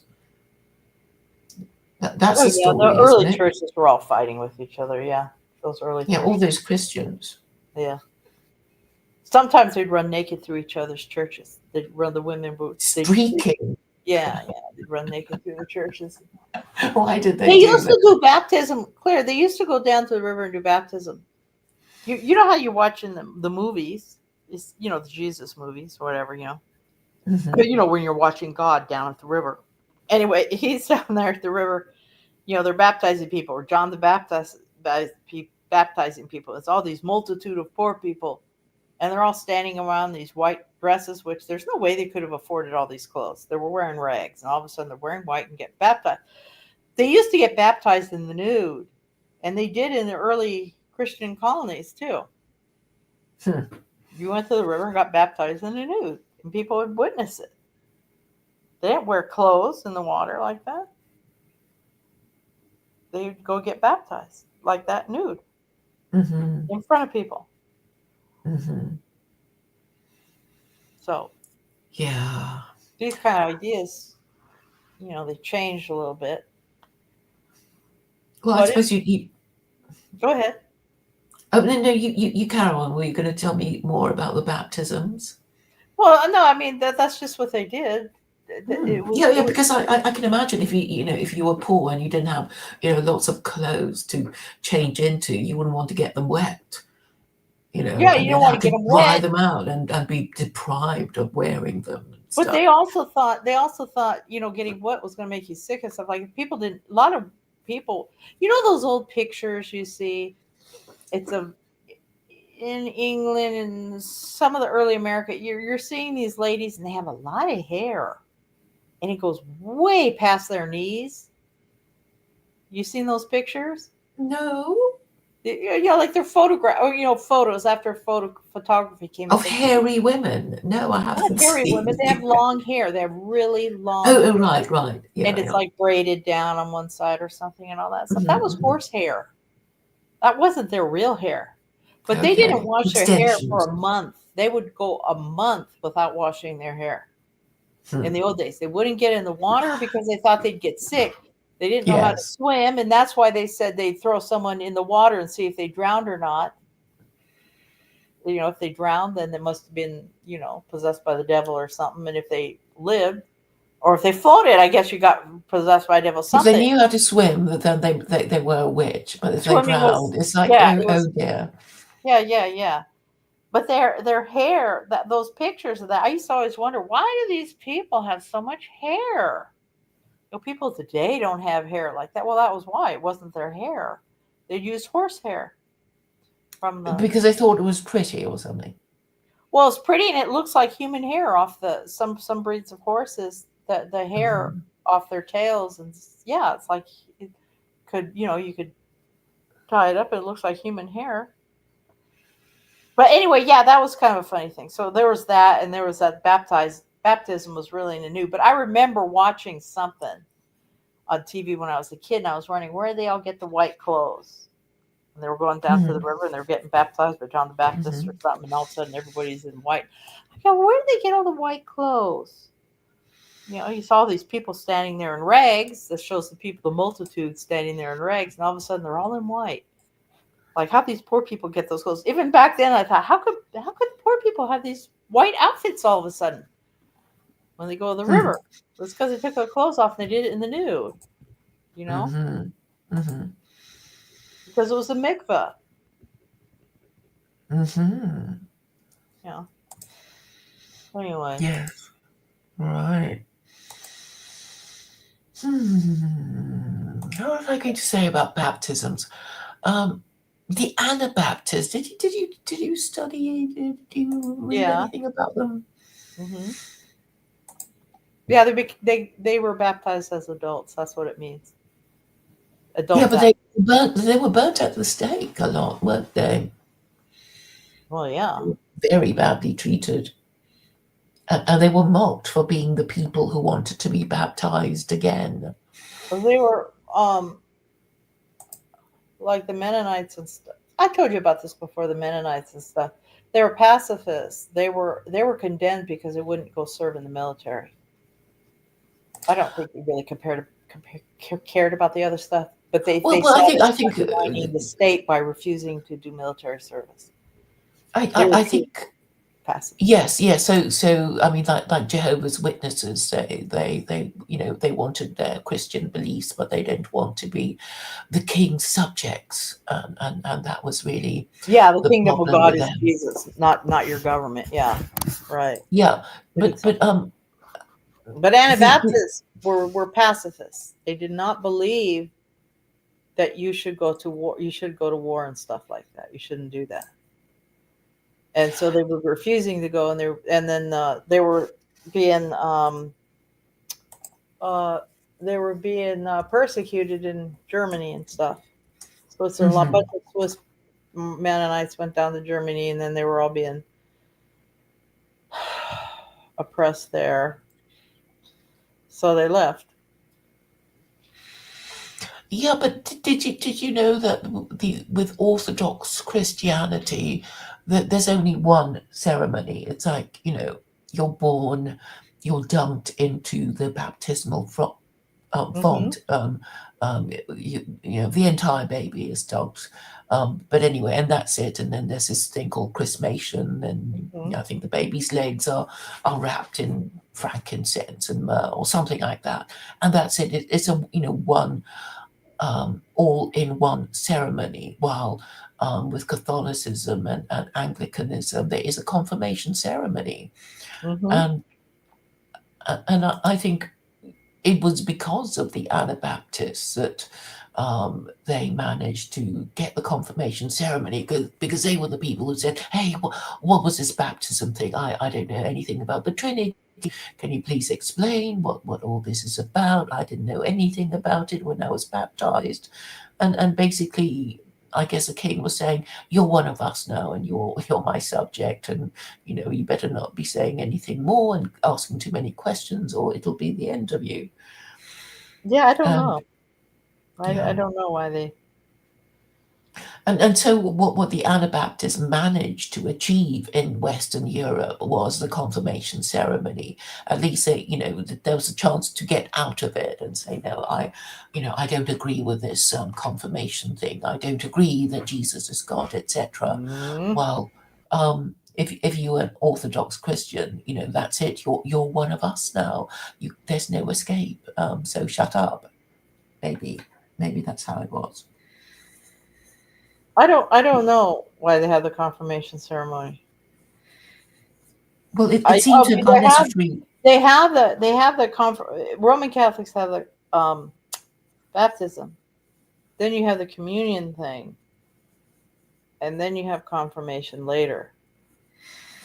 But So your the first communion is catechism, a isn't big it? deal. The first communion is a big deal. You get this pretty white dress, and yeah, that's a big deal. That At what age did you do your first communion? I I think I don't remember. I think it was first grade, first or second grade. What I'm trying age to were you? remember. I don't remember, but it's pretty young. And then confirmation was later. I think he even took a class. I think he even took a confirmation class. I never did any of that. But yeah, even the communion thing, you didn't have a. I don't remember anyone saying you don't have to do it. You had to go do it if you were signed up to go do it. Yes. Your white So the dress. confirmation is a bit more formal, I suppose. But I remember confirmation. I remember this Jewish woman who said she got herself confirmed because she couldn't see any reason not to, and they all have the same narrative. So they don't go on about, the Trinity, but they sort of give a version of it like, oh, the Trinity, it's like vapor and liquid and ice. And it's like, H2O. It can take the form of vapor, and it can also take the form of liquid, and it can also take the form Hmm. of solids, Hmm. and that's a trinity, Hmm. that kind of thing. And obviously it's nothing to and they had to lie about it, in order to get the Trinity past these people, because otherwise there'd be too many questions being asked, like, well, why is Jesus equal to God, and why must we believe in it, that kind of thing. But anyway, yeah, so this Jewish woman was saying, um, she regretted it, but she remembered what she was told, and at the time agreeing to it. So it's ice cube. Oh, ice cube liquid vapor. Okay. Yeah, and it's like, well, it's H2O, Hmm. and so it's the same thing, Father, Son, Holy Ghost. But I mean, that was obviously a very clever way of, making it all, plausible. But Hmm. it's not how I suppose the early church fathers would have told it. And And I guess at the time it was like, you better agree to it or there'll be trouble. But yeah, and so a lot of, yeah, I've spoken to quite a few people who said, confirmed? Was I confirmed? I'm not sure. I better ask. And I thought, how can you not know? But They I just didn't guess. stay in long enough. My sister was confirmed. That was you had to take a class, Hmm. and I don't know what they did at the ceremony. I don't remember going to it or seeing it. And Hmm. then, my mom gave her a big Bible. Gave her a big Bible as a present. Yeah. Do you remember Jay Walker? Uh huh. Um, yeah, he's one of those people who say Jesus an awful lot, but but I so I asked him if he was confirmed, and he actually didn't know, and then he realised he wasn't, and I said, well, you're not a paid up Christian then, but then he had a conversation with his father, who was confirmed, and said it was a really big deal at the time, and the bishop came and put his hand on his head, and all Hmm. that kind of big deal thing. And I guess it depends on how it's done.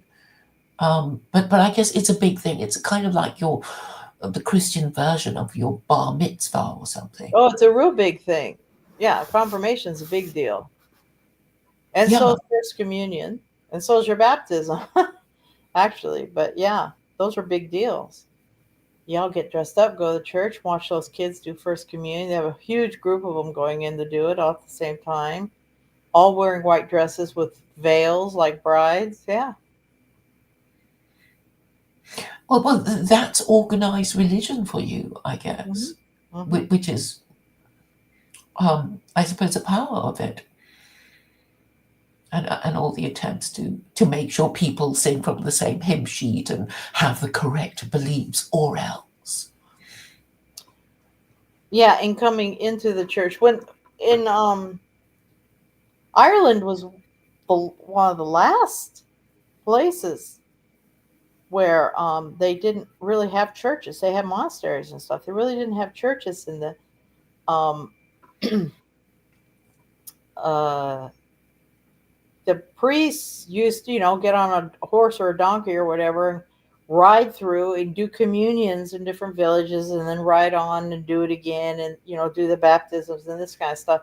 And then the church changed its rules and said they have to come to a church. The people have to come to the building, in other words, not this, you go out and do this all over the place. In other words, they kind of did it like even, Paul or something. They were just out on, on a horse or whatever, or walking, going in between different villages. He'd visit the village and do communion for them, and baptize somebody if they needed to be baptized, and did a couple marriages or whatever. And then they go to the next one.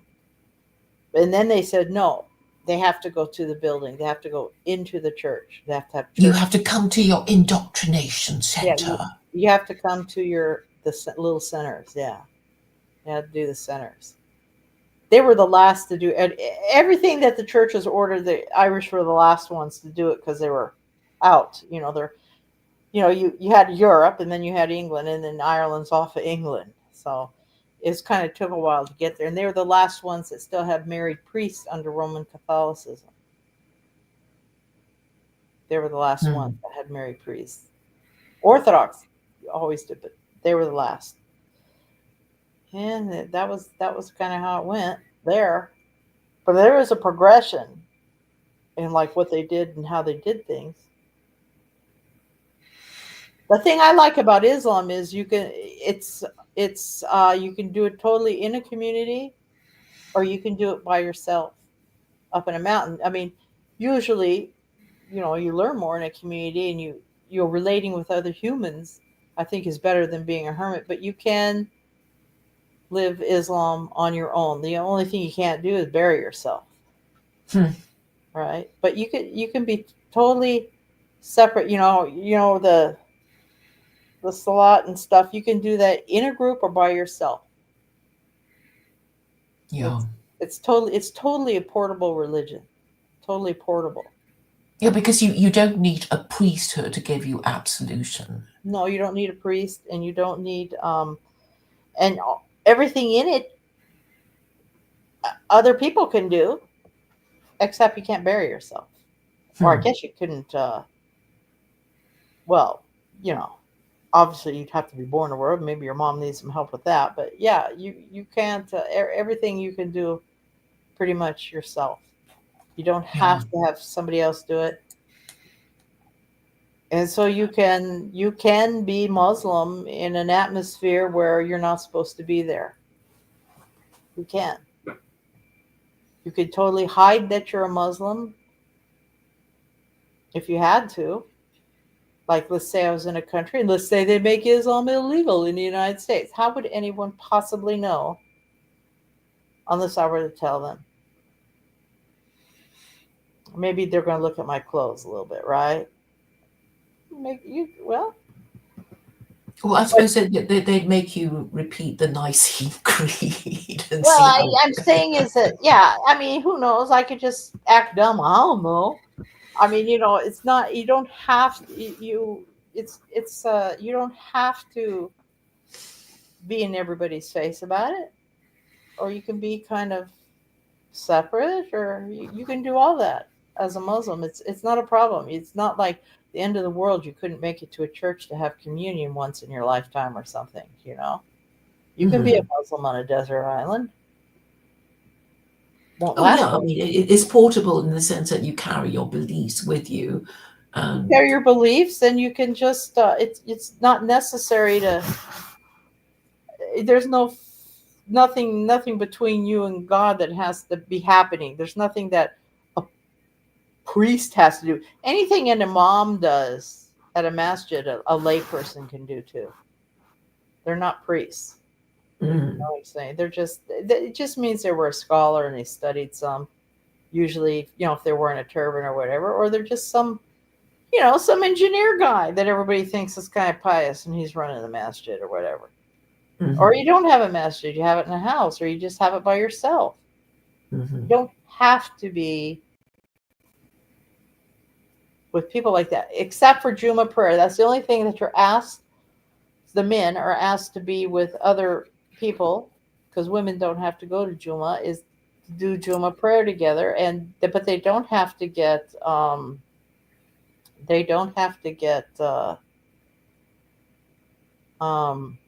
what do you call it? It's not like a minion where Jews have, like, you have to get 40 showing up mhm. or you have to pray separate. It's not like that. And if there's no one around for Juma, then you just pray by yourself. It's a, it's a, Yeah. it's a, it's kind of a good religion from that standpoint. I think people is better off if they can have a community, but if they can't, they don't have to feel like they can't be a Muslim because they don't have a community. I don't have a community anymore, so I don't have a problem with being Muslim, not having a community, because it's not designed in a way that you have to be in one, because you can do everything you need to do without it. What's this? How about marriage? Doesn't the woman need her Wally's permission? Not if she's an adult, self a supporting woman. No. Well, the Depends on Wali the thing is school. is from Saudi Arabia anyway. Well, no, it's her lawyer. Basically, it's her lawyer in a marriage ceremony. But Mhm. did Adam and Eve have a Wally? I don't know. No, you don't. I don't think if there's no Wally around, you guys, someone she can represent herself. If I guess if she has to, I don't know. That's an interesting question to ask somebody. I guess different schools would have different answers for that. In my Mm. case, when I married, what I was told was I did not have to have my dad agree to it because he wasn't a Muslim and stuff. And I think I'm trying to remember how. Oh yeah, I guess somebody did. Somebody just stood in as being my Wally, but I didn't have a Wally giving me permission to marry somebody. No, I was already an adult, Mhm. Mhm. and I didn't live with my parents anymore. So when I converted, Well, the thing is, I mean, people will just interpret these rules in according to their own, cultural and legal tradition. So I mean, the idea is that people do that, and you kind of have to let new countries do it according to their own traditions and culture, or they Mm-hmm. won't do it. Mm-hmm. And I think that must be the way forward. But I think to hurry things along, it's necessary to kind of point out that if God exists, He would be kind of angry with Christians for not getting it after so long, and maybe angry with Muslims for not pointing it out to Christians, and for Jews for not being mad at Jews for not being fit for purpose, the purpose for which He made them His chosen people. And that because the idolatry is a problem, because I've been trying to explain it. It's like, if you have a list of rules and everybody knows what it is, then when somebody is breaking it, people will know. And that, I guess, is the whole point of making different religious groups live within their communities, because living in isolation or living outside their community, they're more likely to kind of not do it anymore and not believe in it anymore. And I well, if you make them live in a group, they'll be policing each other's beliefs and morals, which may not sound very nice, but I guess that's the whole idea of making Jews live within walking distance of their synagogue, and not letting them move to the suburbs in America, maybe. Claire, I'm looking at these comments in here. What is the name of this stream? I don't even know what the name of it is. And it's the third Koraniyule in it. Yeah, but I thought there's not another name for it. Do you want another name for it? No, I'm just looking at the comments. Somebody seems to say something about the title. I don't know what the title is of it. I just came in through the link you sent me. Where is this? Well, it's Mike Malzahn asking his, trolling questions, I guess. You remember Mike, don't you? Yeah, I know. I don't remember everybody. The Floridian. Uh-huh. Where is the taste? Where is the sacrifice? Where is the faith? Well, my Claire basically focuses on law.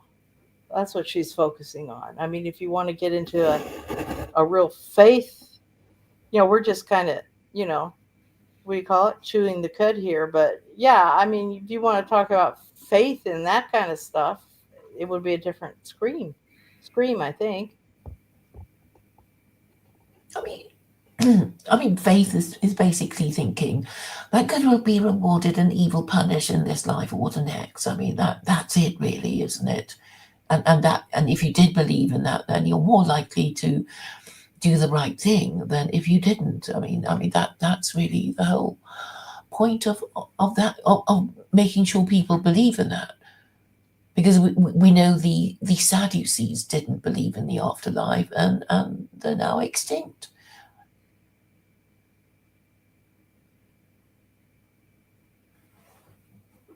Oh, now he's asking, what is a Koraniyule? Well, Koraniyule is sort of Claire's sort of Christmas season, and a Quran in the Yule. And if you think of the Yule logs and jumping over the fire, that's how I view Koraniyule. Okay, how do you view Koraniyule, Claire? Well, it's a kind of takeoff of Millennial, if you've heard of that. Have you heard of it? I think so. So he's this Scotsman who had a big YouTube channel before it was nuked, talking about the immigration and Muslims and Jews and that sort of thing. Mm-hmm. And he's most active at this time of year, and I guess English speakers would want to go on the show to say their thing. And one year he was nearly going to invite me, and then he realized I was too controversial, so I was never invited. Oh, that wasn't nice. Oh, so you came up with Koraniyule. Yes, because that was the only way I could But people have been kind over the years and said, "Oh, Koraniyule is more fun than Millennial," and you let people say things, and you know. But really, it's about people who maybe have a message, and I guess it works best with people I've never spoken to before, and then they can cram their message to the world, and I'm just there to help them say it and clarify any points that need Oh, to be clarified. oh, yeah. I'm not a good person for that. It needed is to hear okay. this. We would manage to yak for, you know, 3.5 hours. So that hasn't been too bad. But I mean, that's because we already know each other and we just talk about, well, different topics. We have talked about different topics. So, we're not just repeating ourselves, are we? Oh, I just love these people. Look at this. Mike. Let's see. Can I see this? Claire, in Islam, there are only two holidays. You are on the bid'ah. I just love it when non-Muslims want to tell Muslims how to practice, Oh, they or can't they resist. want to tell you that you're on the bid'ah when you've already said you're not Muslim. I mean, this is kind of ridiculous. This is just crazy. I think it's funny. I know sometimes people will, like, maybe if a little bit of hair gets out of your scarf, sometimes a non-Muslim might mention, "Oh, your hair's out." Yes, I They'll be can like, see a bit of your hair. Hmm. yeah, oh, thank you. They're being nice though. They're like trying to be Yes. helpful. Oh, your hair's out. You're eating a ham sandwich. Oh God. We saw you come out of the casino. No, Claire, you are to see that. No. I'm sure nobody saw me coming out of the casino. I did go in and they opened up a big Indian one. I did go in and look at it to see what it was. So I thought, Hmm. what the heck is this thing? I mean, not what the heck is. I was just wondering what an Indian casino would look like. So I went in there and it looked amazingly like Vegas, sort of, but not quite. It's like just didn't make it be in Vegas somehow. Kind of a Hmm. dark room with a bunch of lights and a bunch of slot machines and poker tables and stuff. Hmm. I don't know. I don't know. I think they're places of misery, casinos.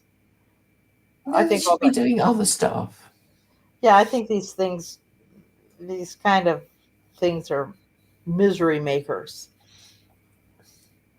Yeah, because it's a kind of behavioral addiction, really, isn't it? Well, I guess if you're addicted to it, I think maybe some older people like retirees, maybe they do it because you can sit down the whole time. I don't know. They have Mm. something to do. They can go get the casino bus and go out and do that and go to the buffet and come home or something, I guess. Did you enjoy Vegas?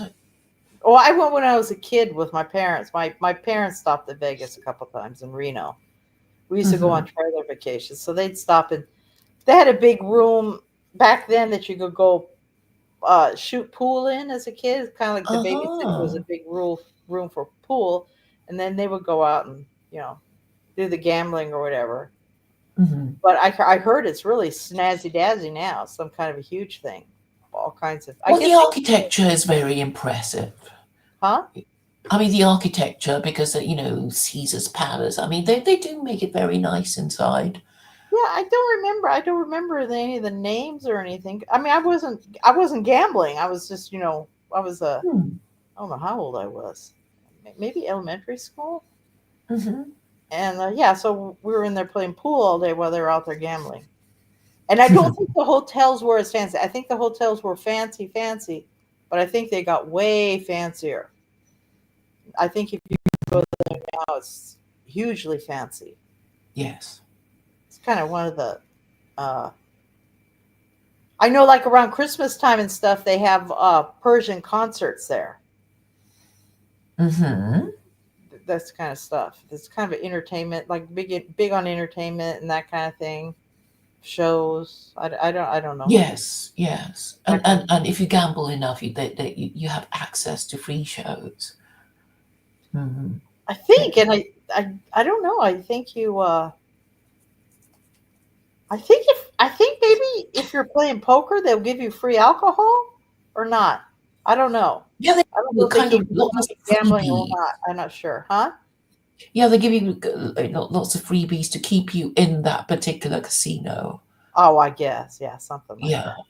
Yeah, yeah. And yeah, the whole thing of, if you want to go from A to B and you ask away, it's like, it's kind of like IKEA. They make sure you go around all the tables and the slot machines and the whatever, so that you will be tempted before they, you know, and you have to sort of be there for a few days to know the shortest way to go from A to B. All I know is my mom played the nickel machines, and I think actually I'm not sure what my dad did in there, but I think my mom played the nickel machines, Mhm. nickel slot machines. I think they used to have nickel slot machines. Yeah, I quite liked roulette. Roulette. I mean, I never played, but I mean that was the one that I thought was the most fun that I Well, I could they don't let, understand. I don't think they let kids on the floor. I don't know. No, no, no. I suppose, I mean, as a child, you sort of kind of knew what it was all about, and Yeah, I'm trying to remember why I know I'm trying to think why I knew my mom played the nickel machines. I don't know if we saw it from the eating part. I don't know. mhm. I don't know, Nickel but I know. machine, as in the slot machine. Yeah, they used to have nickel slot machines, and yeah. Yeah, I remember. I saw this woman, this Hispanic woman, uh, and she had dark circles down her eyes, round, yeah, and she had this cup of coins that she was just putting into the thing, and she didn't look like she enjoyed it. She was enjoying herself, I suppose. That's what I'm trying to say. There was no sort of glamour or thrill to it. It's like, I've got a whole you know cup of nickels, I better shove them in, and eventually there might be some kind of payout. Something like that. Well, Very sad. when I first became Muslim, they used to bring in halal meat from somewhere else and bring it over to this little masjid, and you could go in there, put pay for it and just take it out of the freezer yourself, and then I guess people kind of figured out that was going in, so some people going on, so some other people were coming in and stealing and stuff.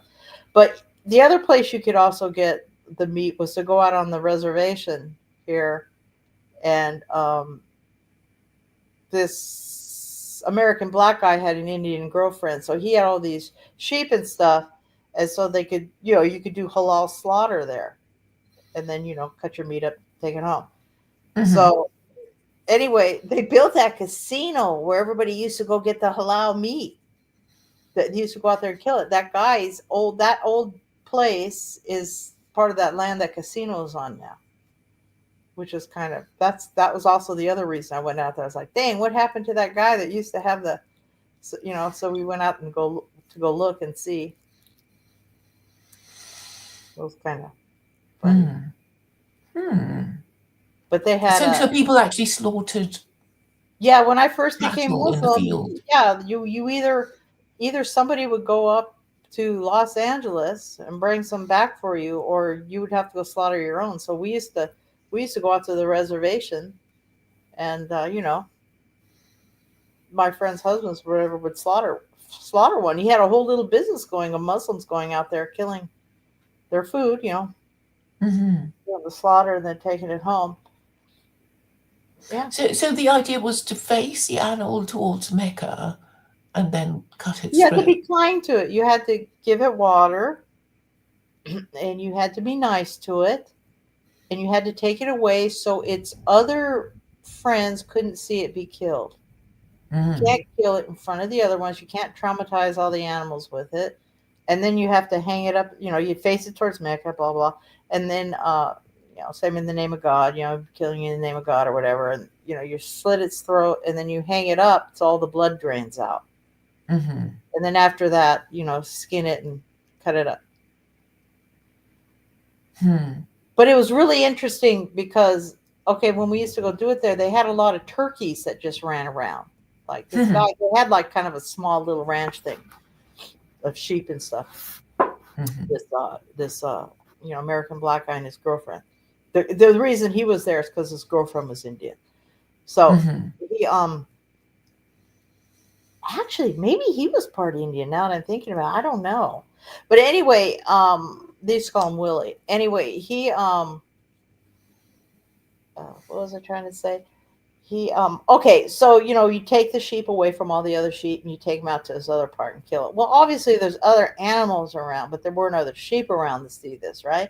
And they had a bunch of turkeys that would just run around. Like their turkeys were just running around, and they had chickens and stuff running around. So there'd be a whole bunch of a whole bunch of these turkeys. And so the turkeys would doody doo, fiddling around. And then they're just getting ready. They get the sheep and they're just about to cut it. All the turkeys would swarm down to where the sheep was going to get his neck cut.